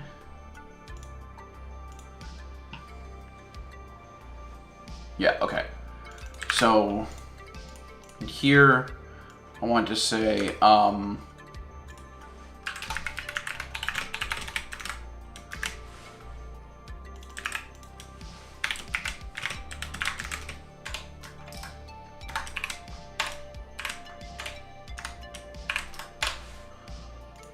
do that. I want to say else static if has member.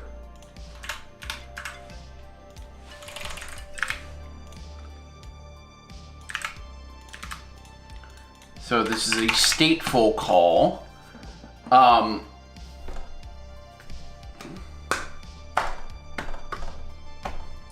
And basically I should just be able to do this, but instead of doing this, I do that, right?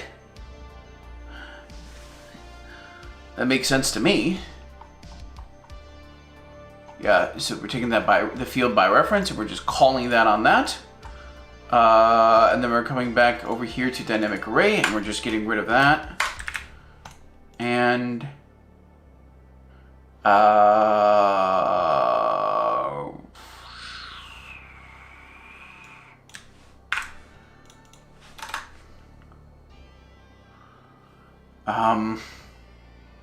can I just do this?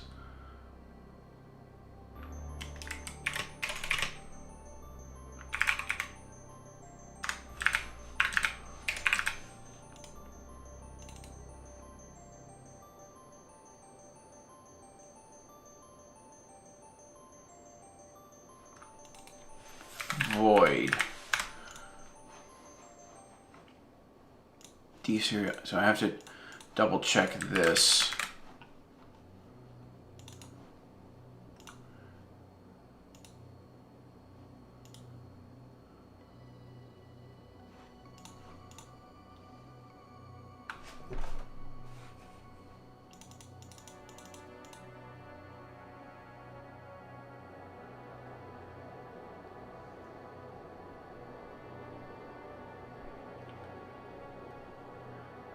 Heaven Mindy. I don't know, man. Maybe it should just be this.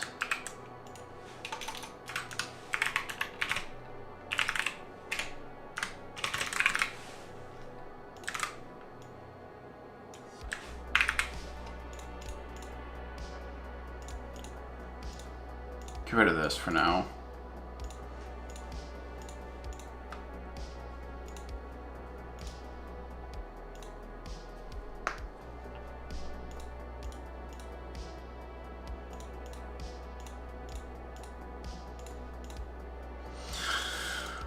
Oh, okay.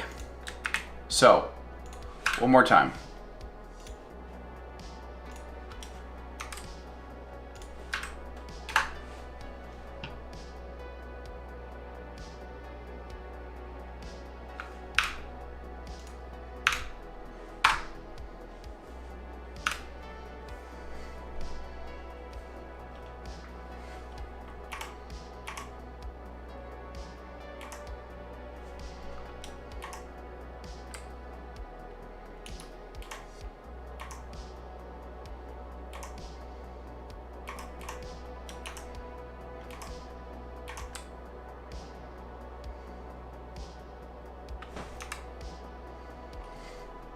Okay, let's double check.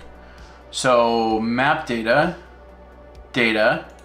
we got the allocator, and there's 75,000 in there. Let's double check on our, what's actually per frame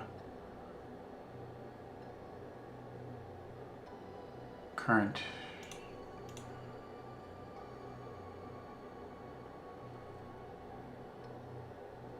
Okay.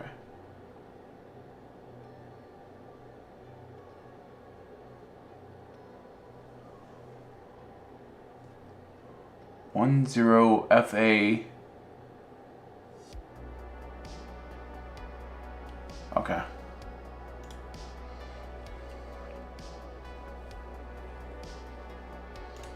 And then tiles outlined 0, trigger volumes 0.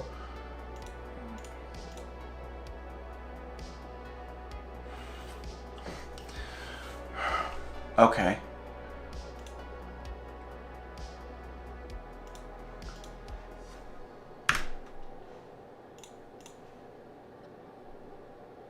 Would you look at that? It is now, after much tribulation, on our region. Which is, oh boy.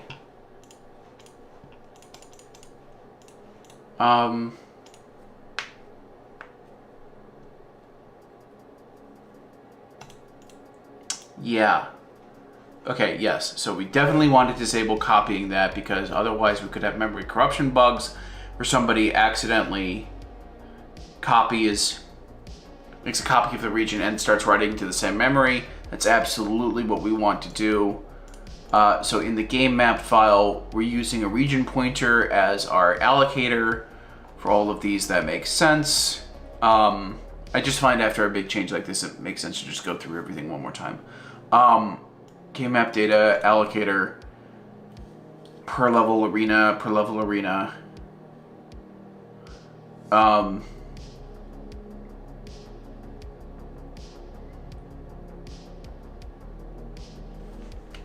Yep, that all makes sense, and we're giving it the allocator, file data. It's giving us back the map. Okay. In the dynamic array code, in order to give the serializer a set of data, you know what? I don't need this anymore. Perfect. Give it a set of data. We're just giving it the underlying array. That makes sense. And once we want to deserialize, it's going to give us an array, and we're just going to just use the operator overload there. So that all makes sense to me.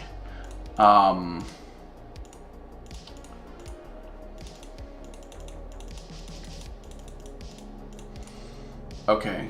I need to update the documentation.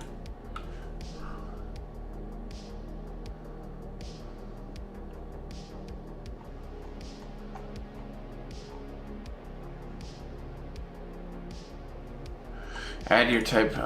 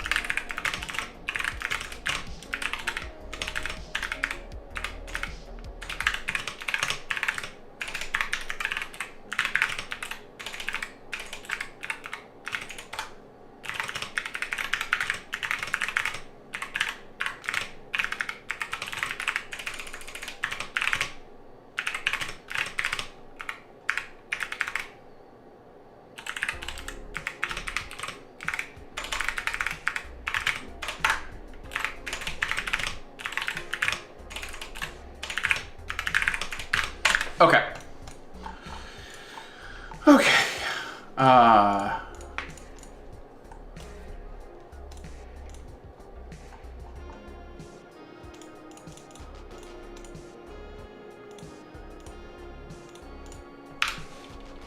Oh, still running. Okay. So now, get rid of that.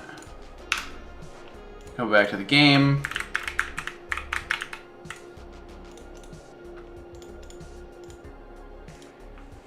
No gigantic decrease in performance, no gigantic increase either, which all makes sense. the big thing that we're really worrying about here is performance in terms of level loading. Just normal gameplay, there's not going to be any difference. Level loading and yeah, that's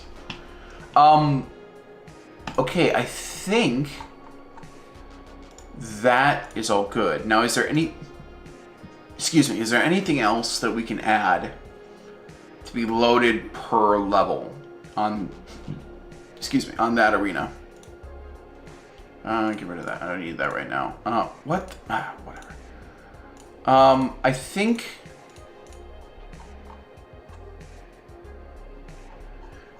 we can probably... So we have a thing in the game which is just like it's a representation of a entity's turn, because it's a turn-based game. So it's just like a set of data. It's essentially just a tagged union, and then you pass that into like the logic, the gameplay logic for how you handle turns. Turns will never be able to go across level boundaries, so we can just use the level arena. Well, we actually don't want to do that yet, because... So this is an issue. So one issue with the arena allocator is that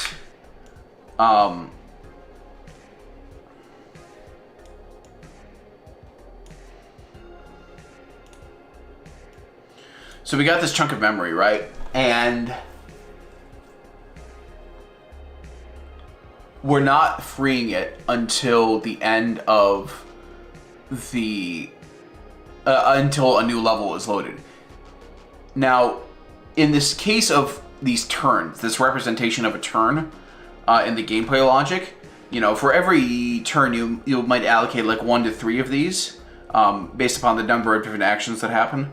And so the problem with this in our arena allocator is that since this is only being deallocated at the end of every level, you know, it's going to write to this memory, then it's going to, you know, these are pretty small, but eventually that adds up.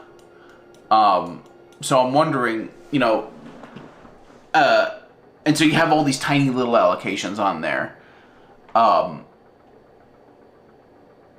get allocated every turn. So the question is, so like, I mean, you could easily have a level where you have 3,000 turns. I mean, that's not out of the question.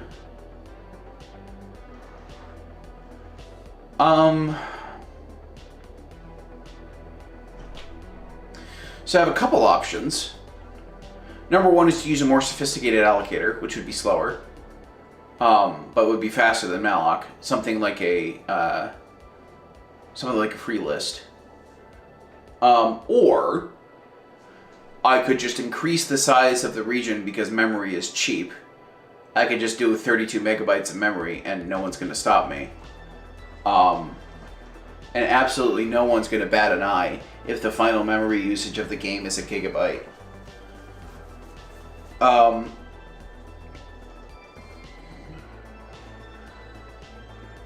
That's a possibility. The other possibility is right now I'm very naively allocating these. And what I could do is I could just make the...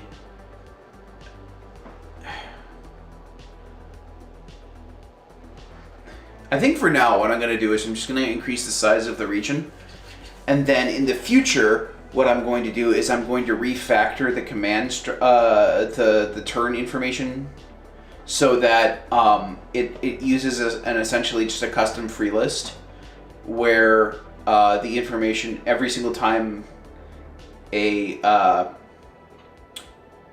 one of those structures is used up, and at the end of the turn, it just pushes all those on a singly linked list. So it just pushes each of those on the front, and then every time you come back and you want to use one of those for the next turn, you just pop it off the front of the free list right over the data that's there.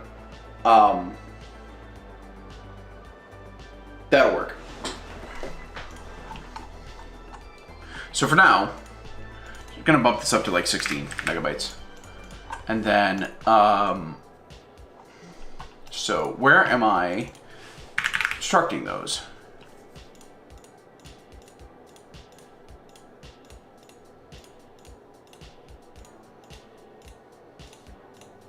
It's all over the place, isn't it?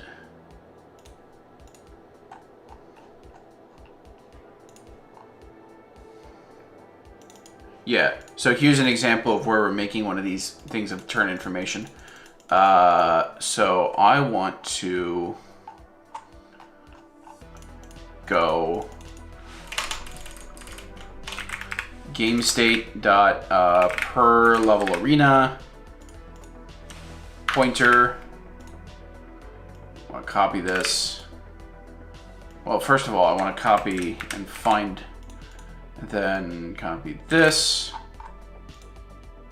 You know what? I can just do a find and replace in files. So just make command allocator instance. Then I can do shoop, boom, place. Okay, now I just need to make sure down.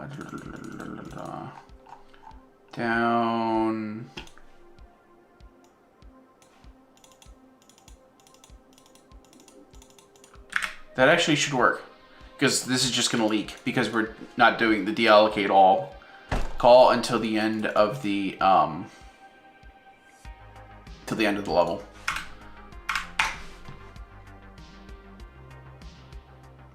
I've had identified gain state entity 407.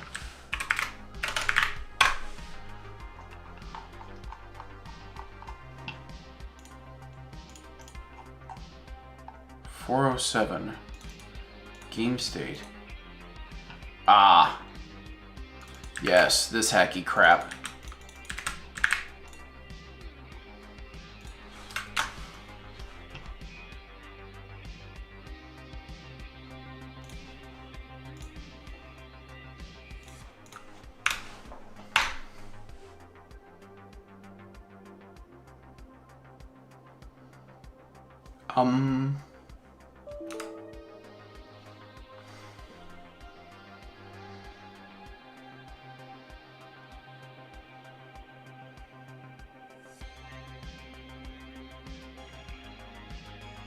Huh.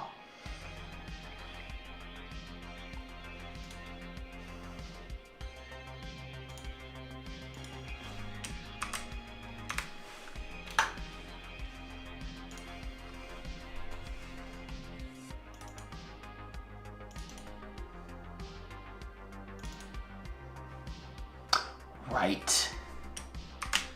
I tried to call deallocate on a pointer which wasn't allocated by malloc, and Windows was actually nice enough to tell me about that, which is real nice of them.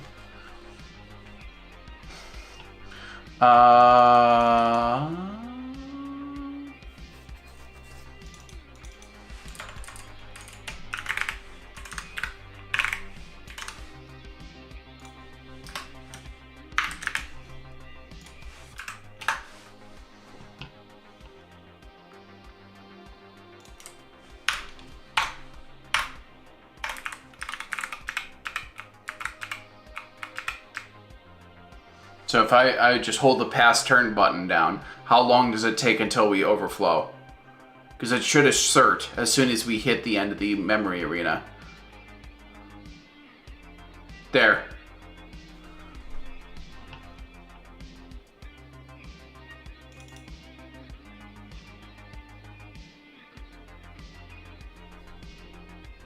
Yep. Okay. So another problem with this arena is that so dynamic arrays. Why are there two instances?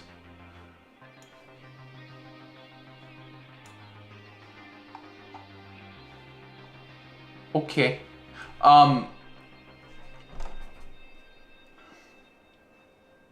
So dynamic arrays, when they are allocating things, typically what they do is they have the reallocation strategy. So they don't naively go, oh, I have 32, I have space for 32 items. I have 32 items in me already, and you try to append.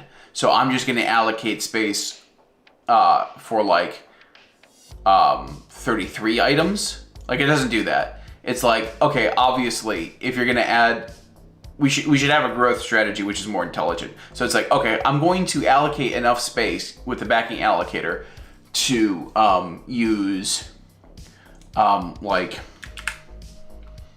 I don't know, 256. And so what that means for our allocator is that 32 is still there, and then it's going to allocate, you know, 256, but it's going to do that every single time it needs to grow the underlying allocation. So it's 256 and then 512, or I'm just making this growth strategy up. I don't know if that, I don't remember if this is what it actually does. And so you can imagine it's exponential, right?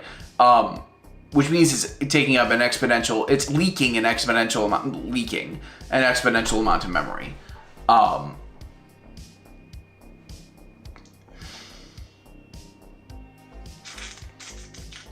What was the specific part that was doing that?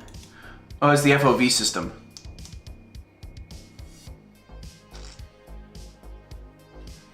Wait, what?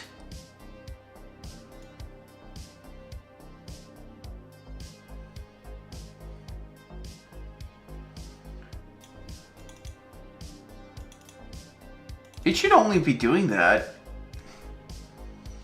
Well, this is sort of unrelated, but it should only be doing the debug FOV stuff if the debug flag is set.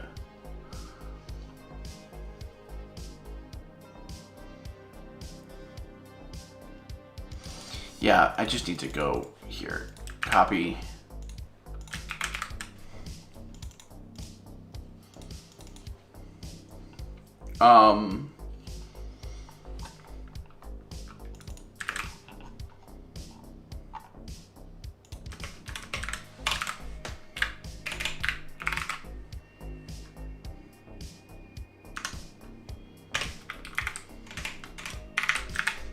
Unrelated, that doesn't actually fix the problem. So, so this growth strategy,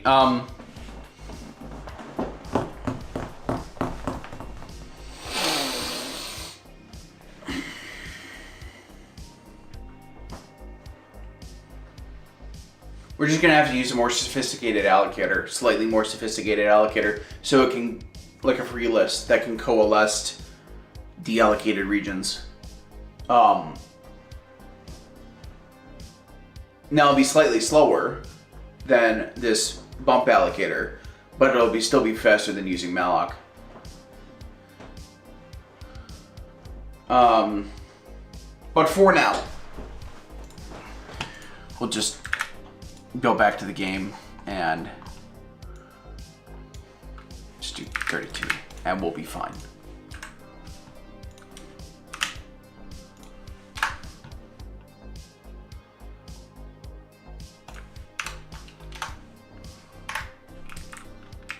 Oops.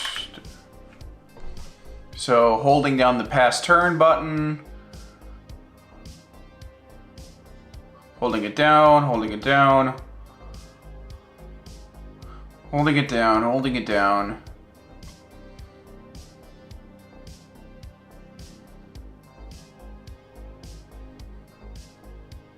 This is actually going pretty long. There it goes.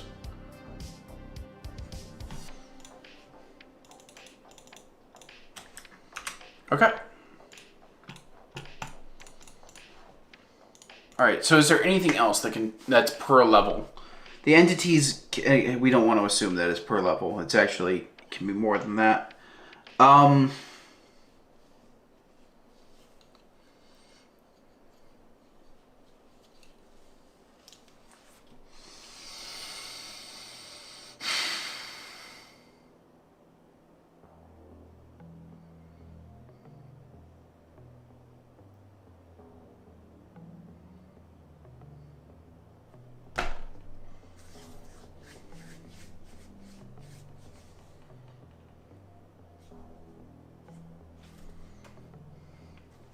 I can't think of anything off the top of my head.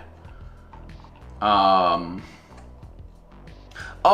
forgot to fix the level editor. Well, also, I need to get rid of the right line that I added. Where did I add that? Here we are. Get rid of that. So level editor, here we are. Tile editing cut buffer.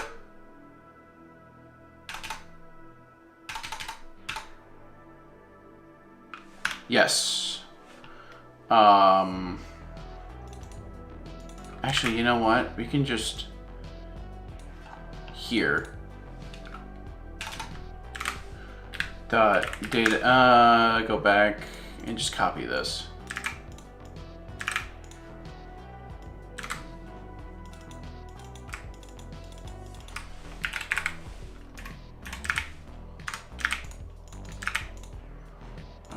Ref game state. Then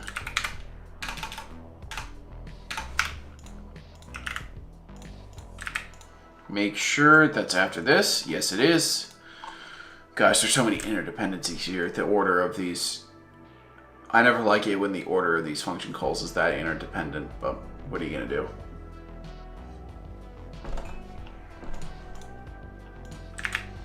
So let's see.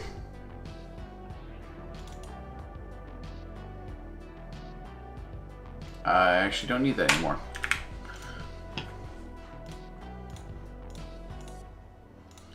Okay, so that should have fixed the level editor. Let's double check.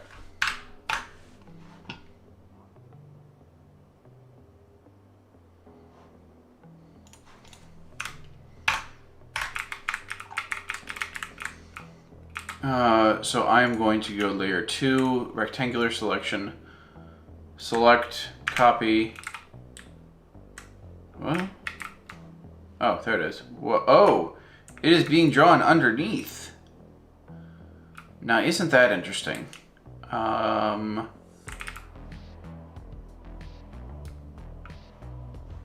That's just a very simple fix. Oops.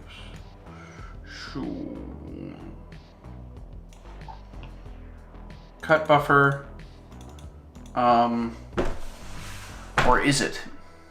Is it a simple fix?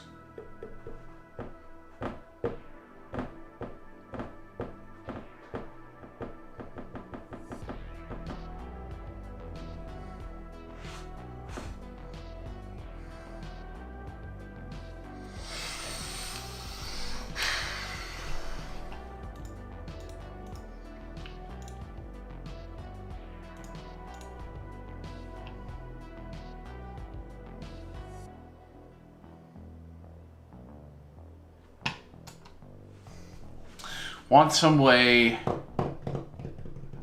because the problem is that the order in which they're added to the buffer doesn't matter, because again, we're sorting them. So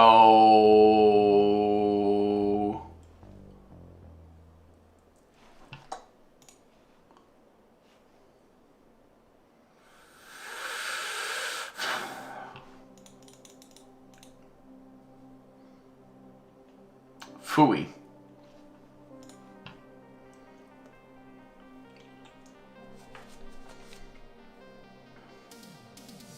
Well, before I forget, I'm just gonna come down here.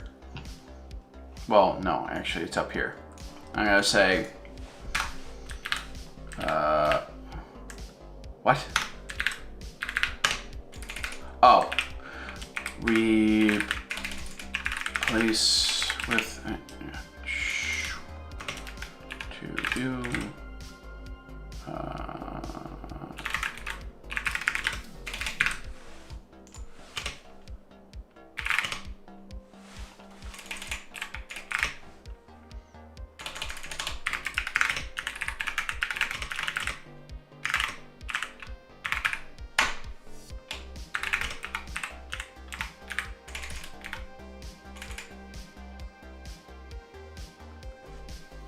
oh, it's getting late.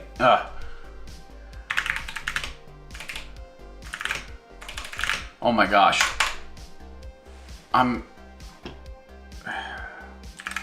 Words, spelling, dynamic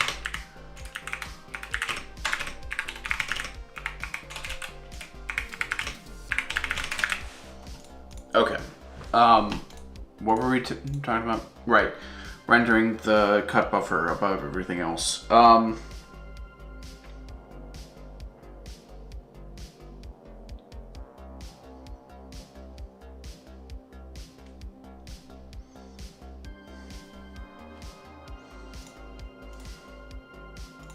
Let's go back here.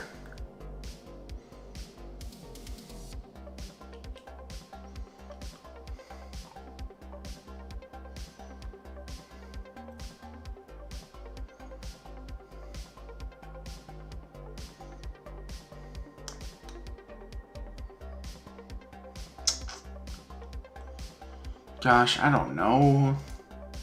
So I think this is the Z index. That's the rotation. So it should be.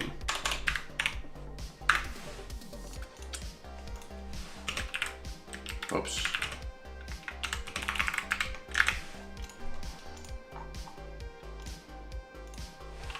I don't know. Simplest possible thing. This is getting to be a very odd function. It's doing a lot of different things.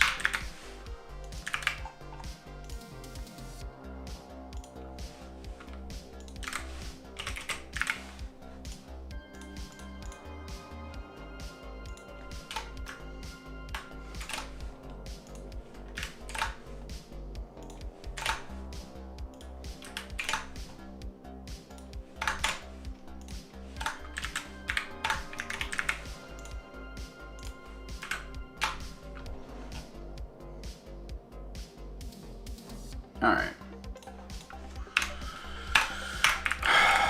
Okay.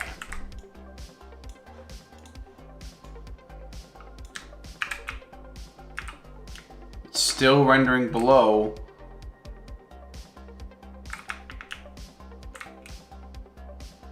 Dude.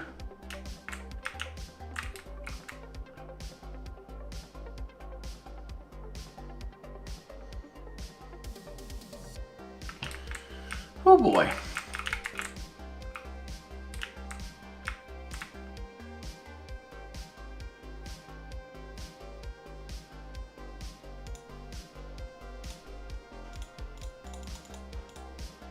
I don't know. What if we just make it 100?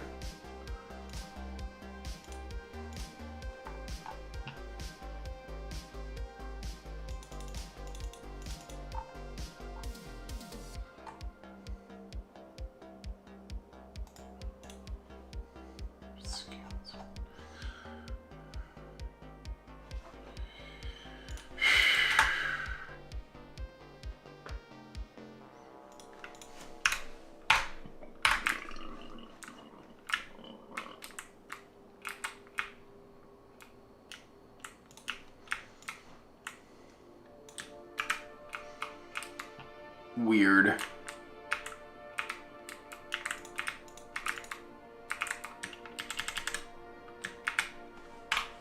Okay. Well, that's fixed.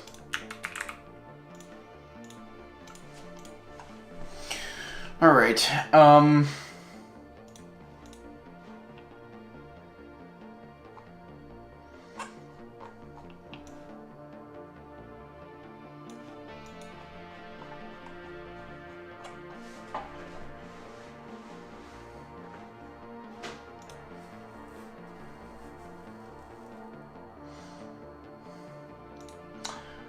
Trying to think of if there's anything else that lives per level. So we got the entities do not, the game map does, the commands do, sound is different.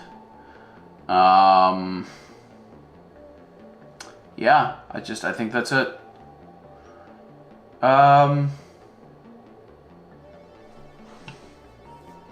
Okay, so I think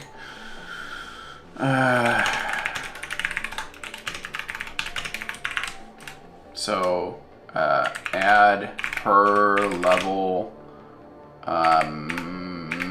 memory region, move game map and commands to it.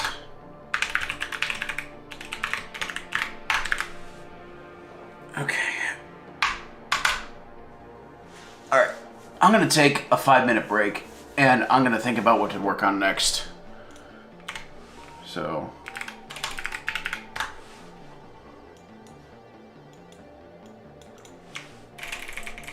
Whoa.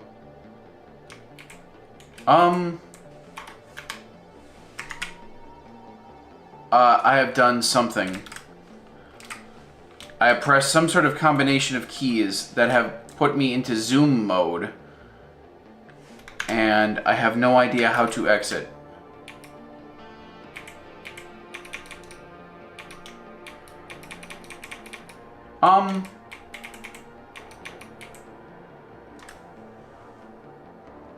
Oh, goodness gracious. It's like the control and the Windows key zooms in, but I can't. Oh gosh! Oh, I've screwed myself. I don't even know if this is picking up on stream or not. Oh my gosh. Do I have my phone with me?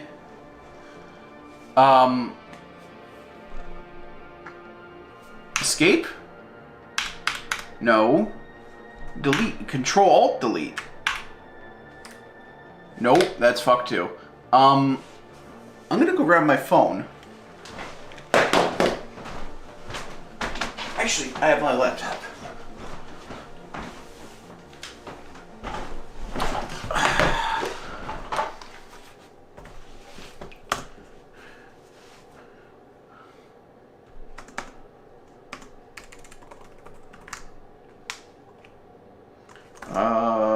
Windows zoomed in.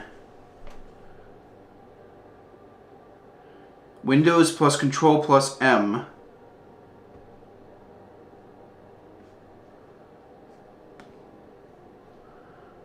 Turn off magnifier.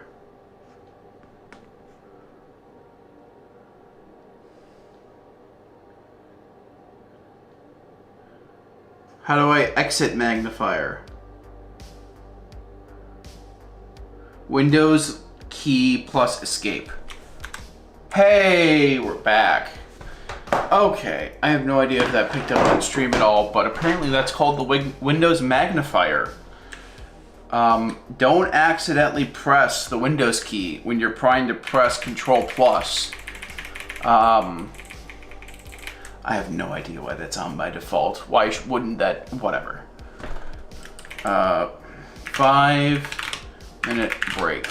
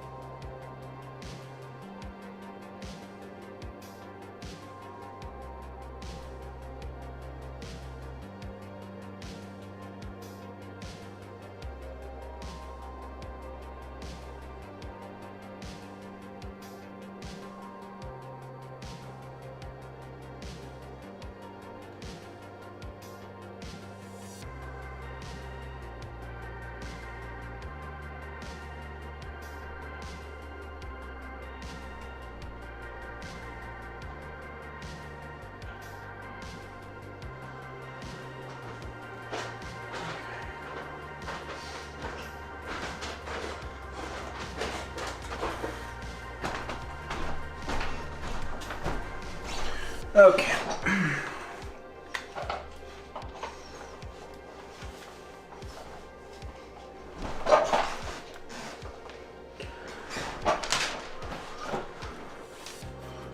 Okay.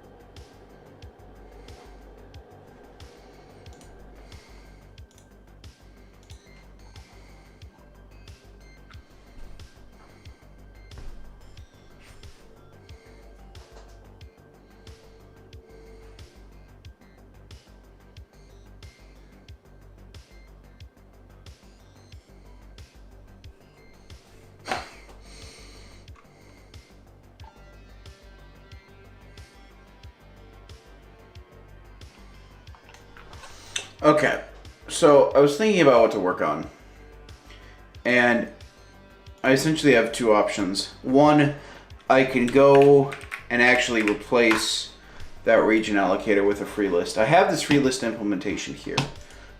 Typically, I don't like to do research stuff on stream because it's just a lot of dead air as I just read stuff.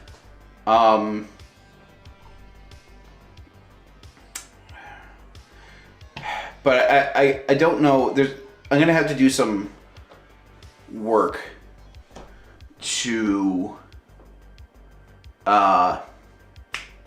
whatchamacallit, sort of fit this into what I think a good design would be.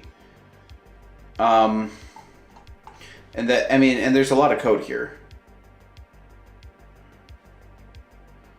So I kind of don't want to do that right now. What I can do is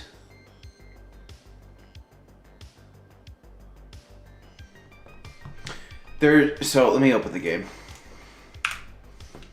So the game,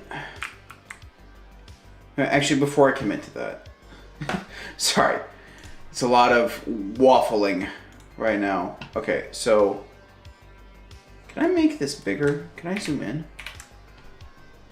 Guess not. Guess not. I found this asset pack. So this art is really bad. I'm not an artist. I just use stuff that I find on the web, and the hope is one day I can make this into a demo that I can show and get funding for.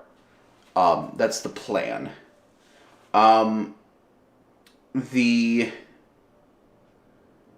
So I just use free stuff that I find on the web. And I found this isometric pack. And extract. I wanted to take a look at this. So it has sort of a pseudo photorealistic look to it.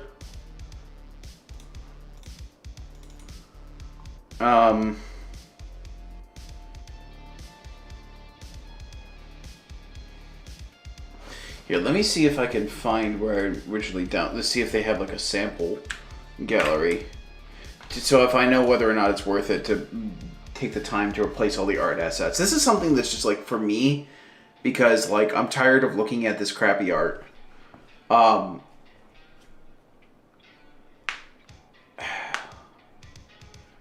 Let's see, history. It's on itch, I think. Yeah, here we are.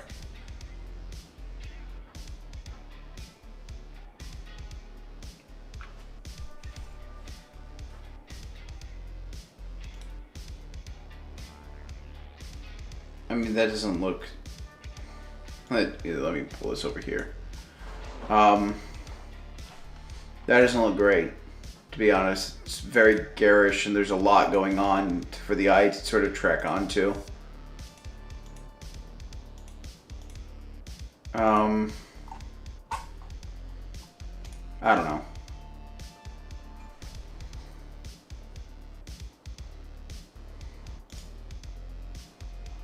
I mean...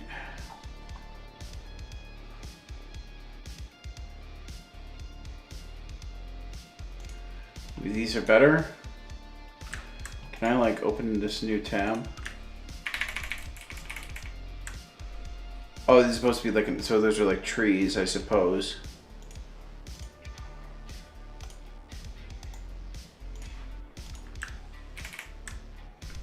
That looks better, actually. I could work with that.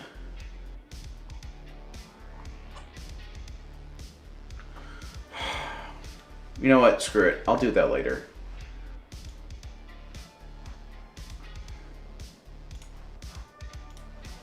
Let's start hammering this free list implementation. At least until midnight.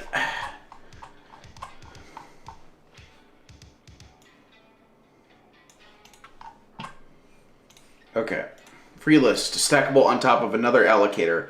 I don't want to do that. I don't want to... Really, I just want to... There's the crick in my shoulder again. Ugh. Really, I just want to give this a chunk of memory. And say, use that.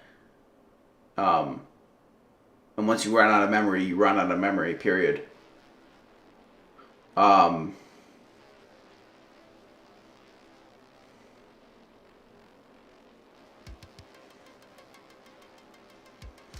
get what... So this is copied from the deprogramming language standard library. And I get what they're going for in terms of composability of allocators. So the idea is like you could have one allocator, which is like your base allocator. And then you can like feed the memory to different allocators from that base allocator and so on. I get what they're going for there. But to me, it just seems like unnecessary complexity. How often are you really doing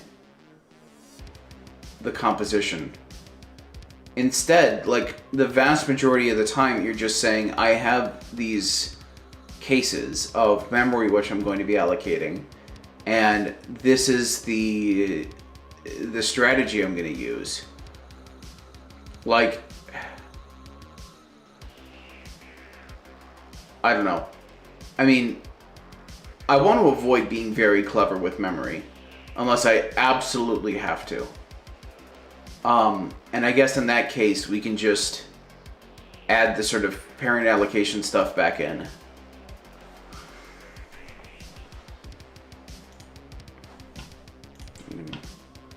Rid of this. Get rid of this.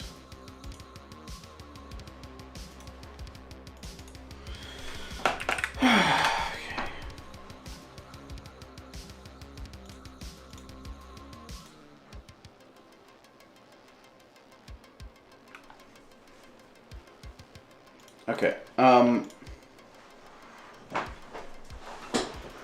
Can I? Okay. There.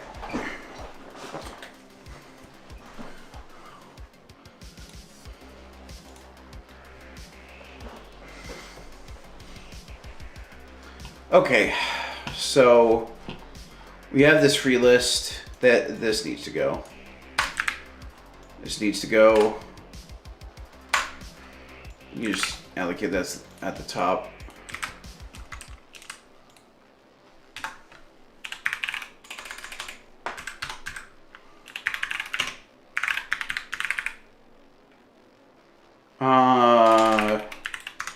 Traits. Okay.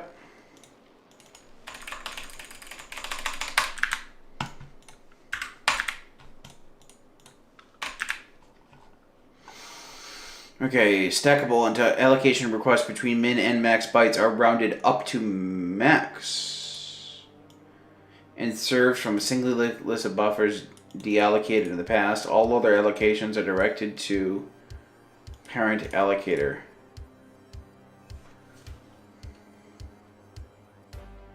The free list gradually reduces its size if allocations tend to use the parent allocator much more than the one's instantiation of particular instance. Free list 0 unbounded puts every day allocation in the free list.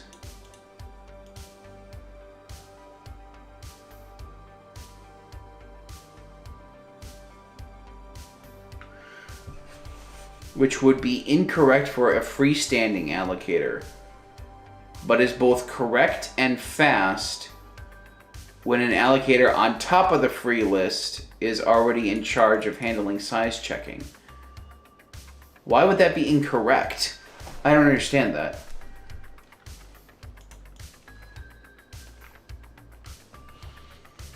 Wait. Puts every deallocation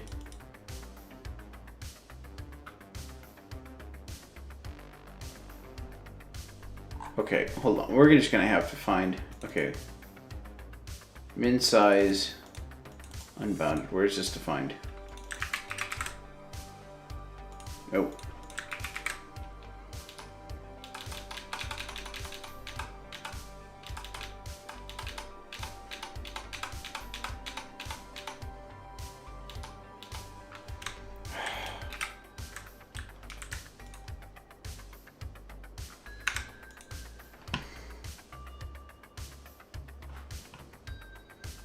I guess it's fine.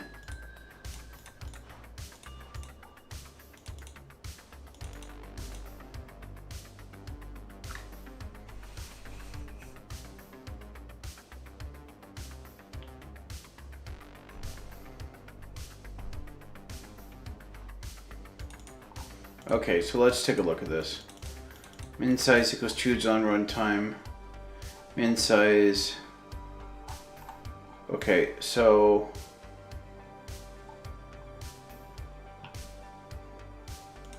no. So we got this node.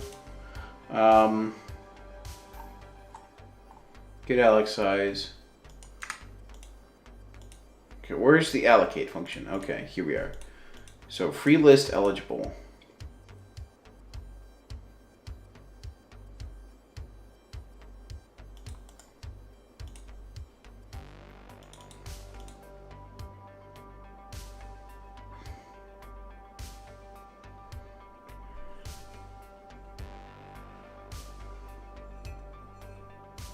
Oh, so this is just saying if it's between the two things. Okay. So is between the min and max. Okay.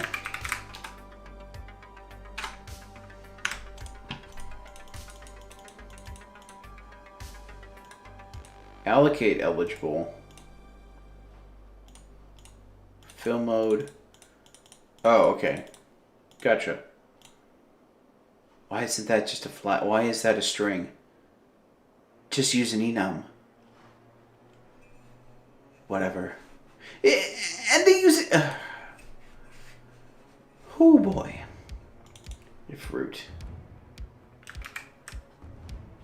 You know what? I'm going to do this.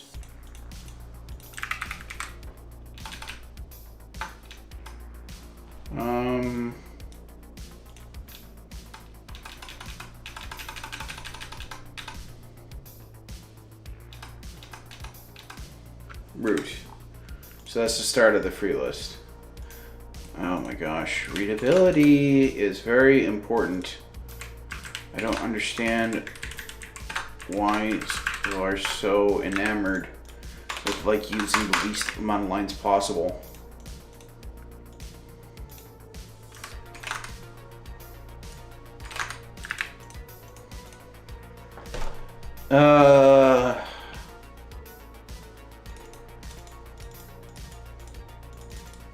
This is just storing the parent allocator information, and so we have the start of the linked list, and then we have okay, that's fine. So we're allocating. So if we have something in the root, so let's say if not.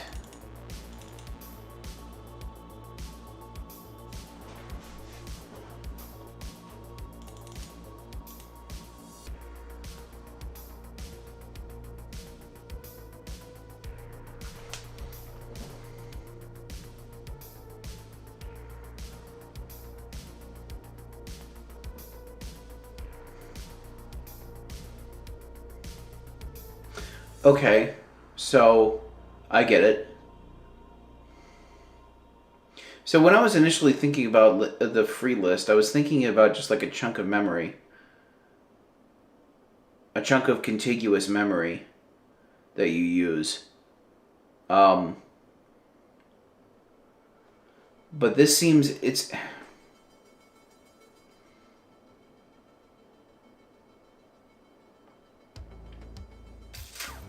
this is simpler because you don't have to think about like memory constraints.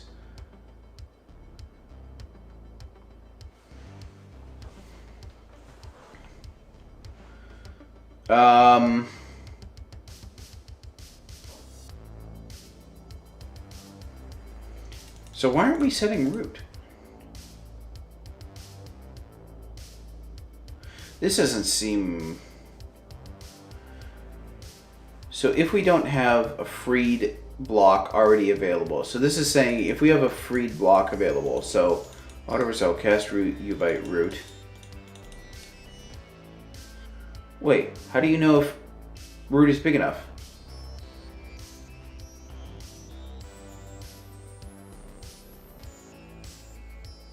What?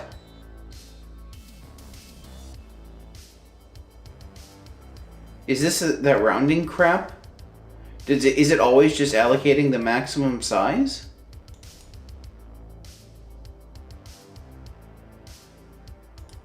Yeah, that can't be true.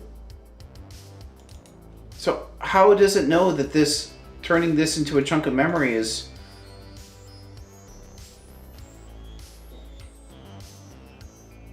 Dude, what?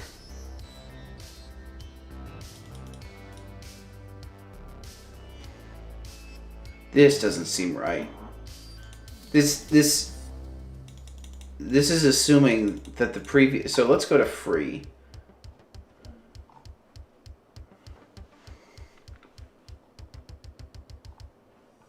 Yeah, okay. So free list eligible.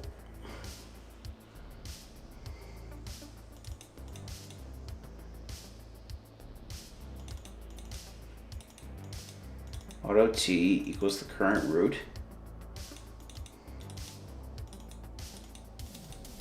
Dude, that's not safe.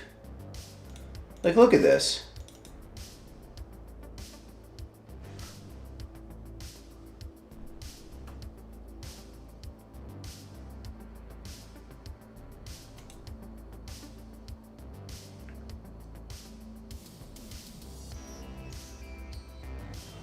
So it's saying, like,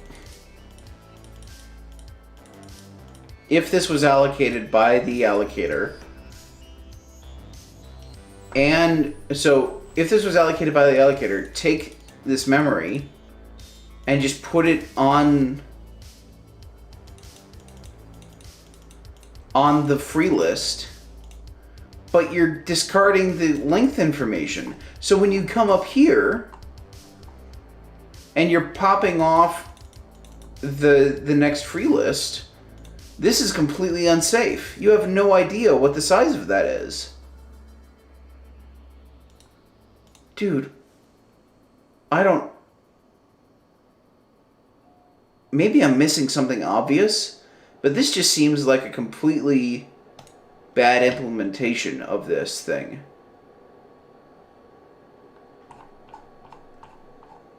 I wonder if I might as well just start from scratch. Because honestly, so like without comments, this is only like 200 lines of code. If that. If I remove all the min-max crap. If I remove all the min-max crap and just... It's like 100 lines of code. And I remove all the parent allocator crap. So, okay. So, come down... Okay, so what else do we have? Free list on top of one contiguous block. This is what I want. Oh. I don't want all the other crap. Free list built on top of exactly one contiguous block of memory. The block is assumed to have been allocated with parent allocator. It is released in destructor. Contiguous free list has most of the advantage, but fewer disadvantage. Is better cache locality? Yes, that is true. Because items are closer to one another. It imposes less fragmentation. That is also true. Disadvantages are that it's pay up front model. That's fine by me. And a hard limit on the number of nodes in the list. That's a large number of long-lived objects may occupy the entire block, making it unavailable for selling allocations. That's fine. So, what else do we have? We don't need this. This is just like type safety stuff. If we need... I don't know. I don't like things that have hidden mutexes. If I...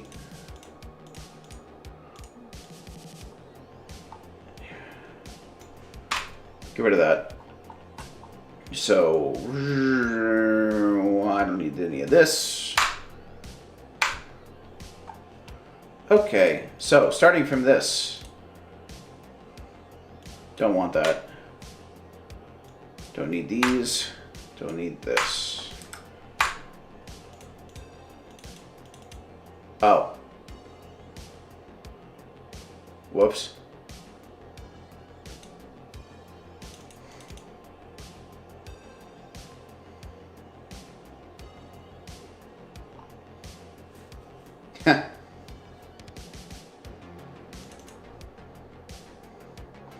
Well,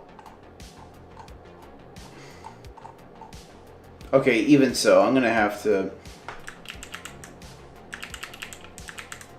yeah.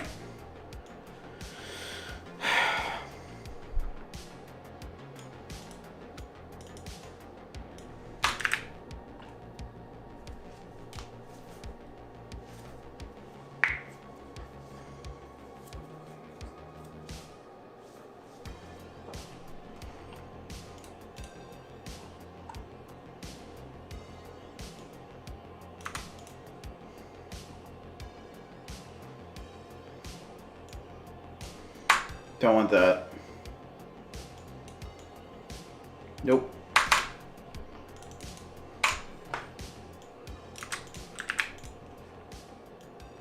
Nope.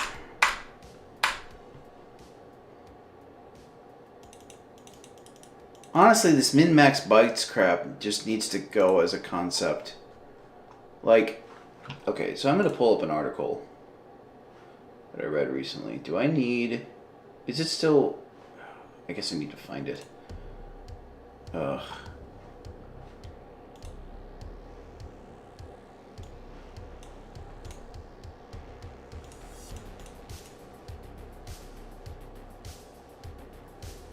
Oh, you are killing me, Evernote. Okay, I can just pull it up on my laptop and just look up what the link is.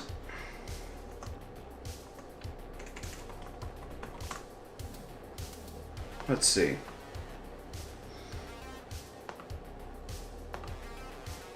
No, don't do that. Okay, so it was gingerbill.org.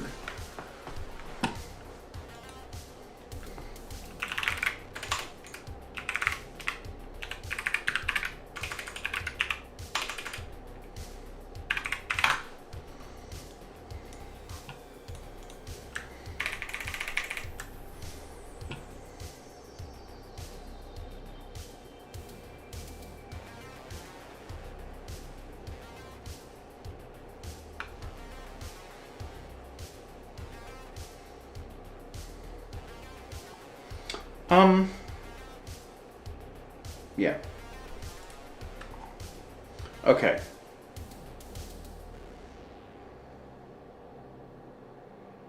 Yeah, see, this is a completely different implementation. This is the article that I read.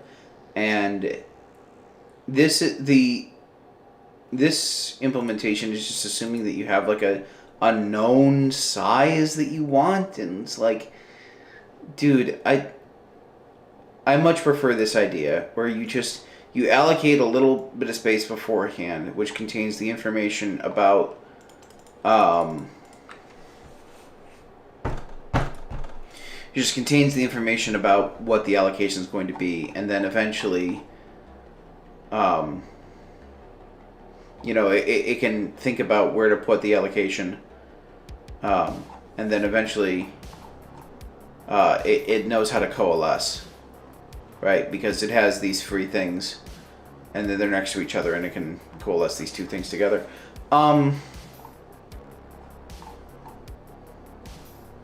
This is a lot of code, and I'm kind of tired. Is there anything simple in here we can? I don't know.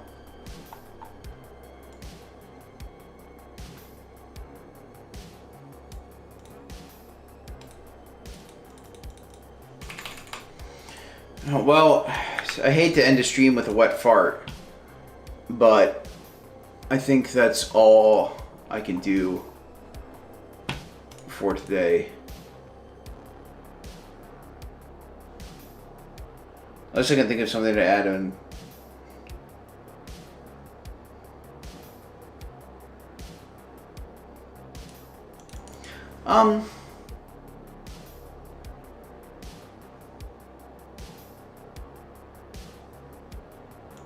Yeah, I just thought of something I could work on tomorrow, which would be easy to start with just adding a paint bucket tool to the level editor.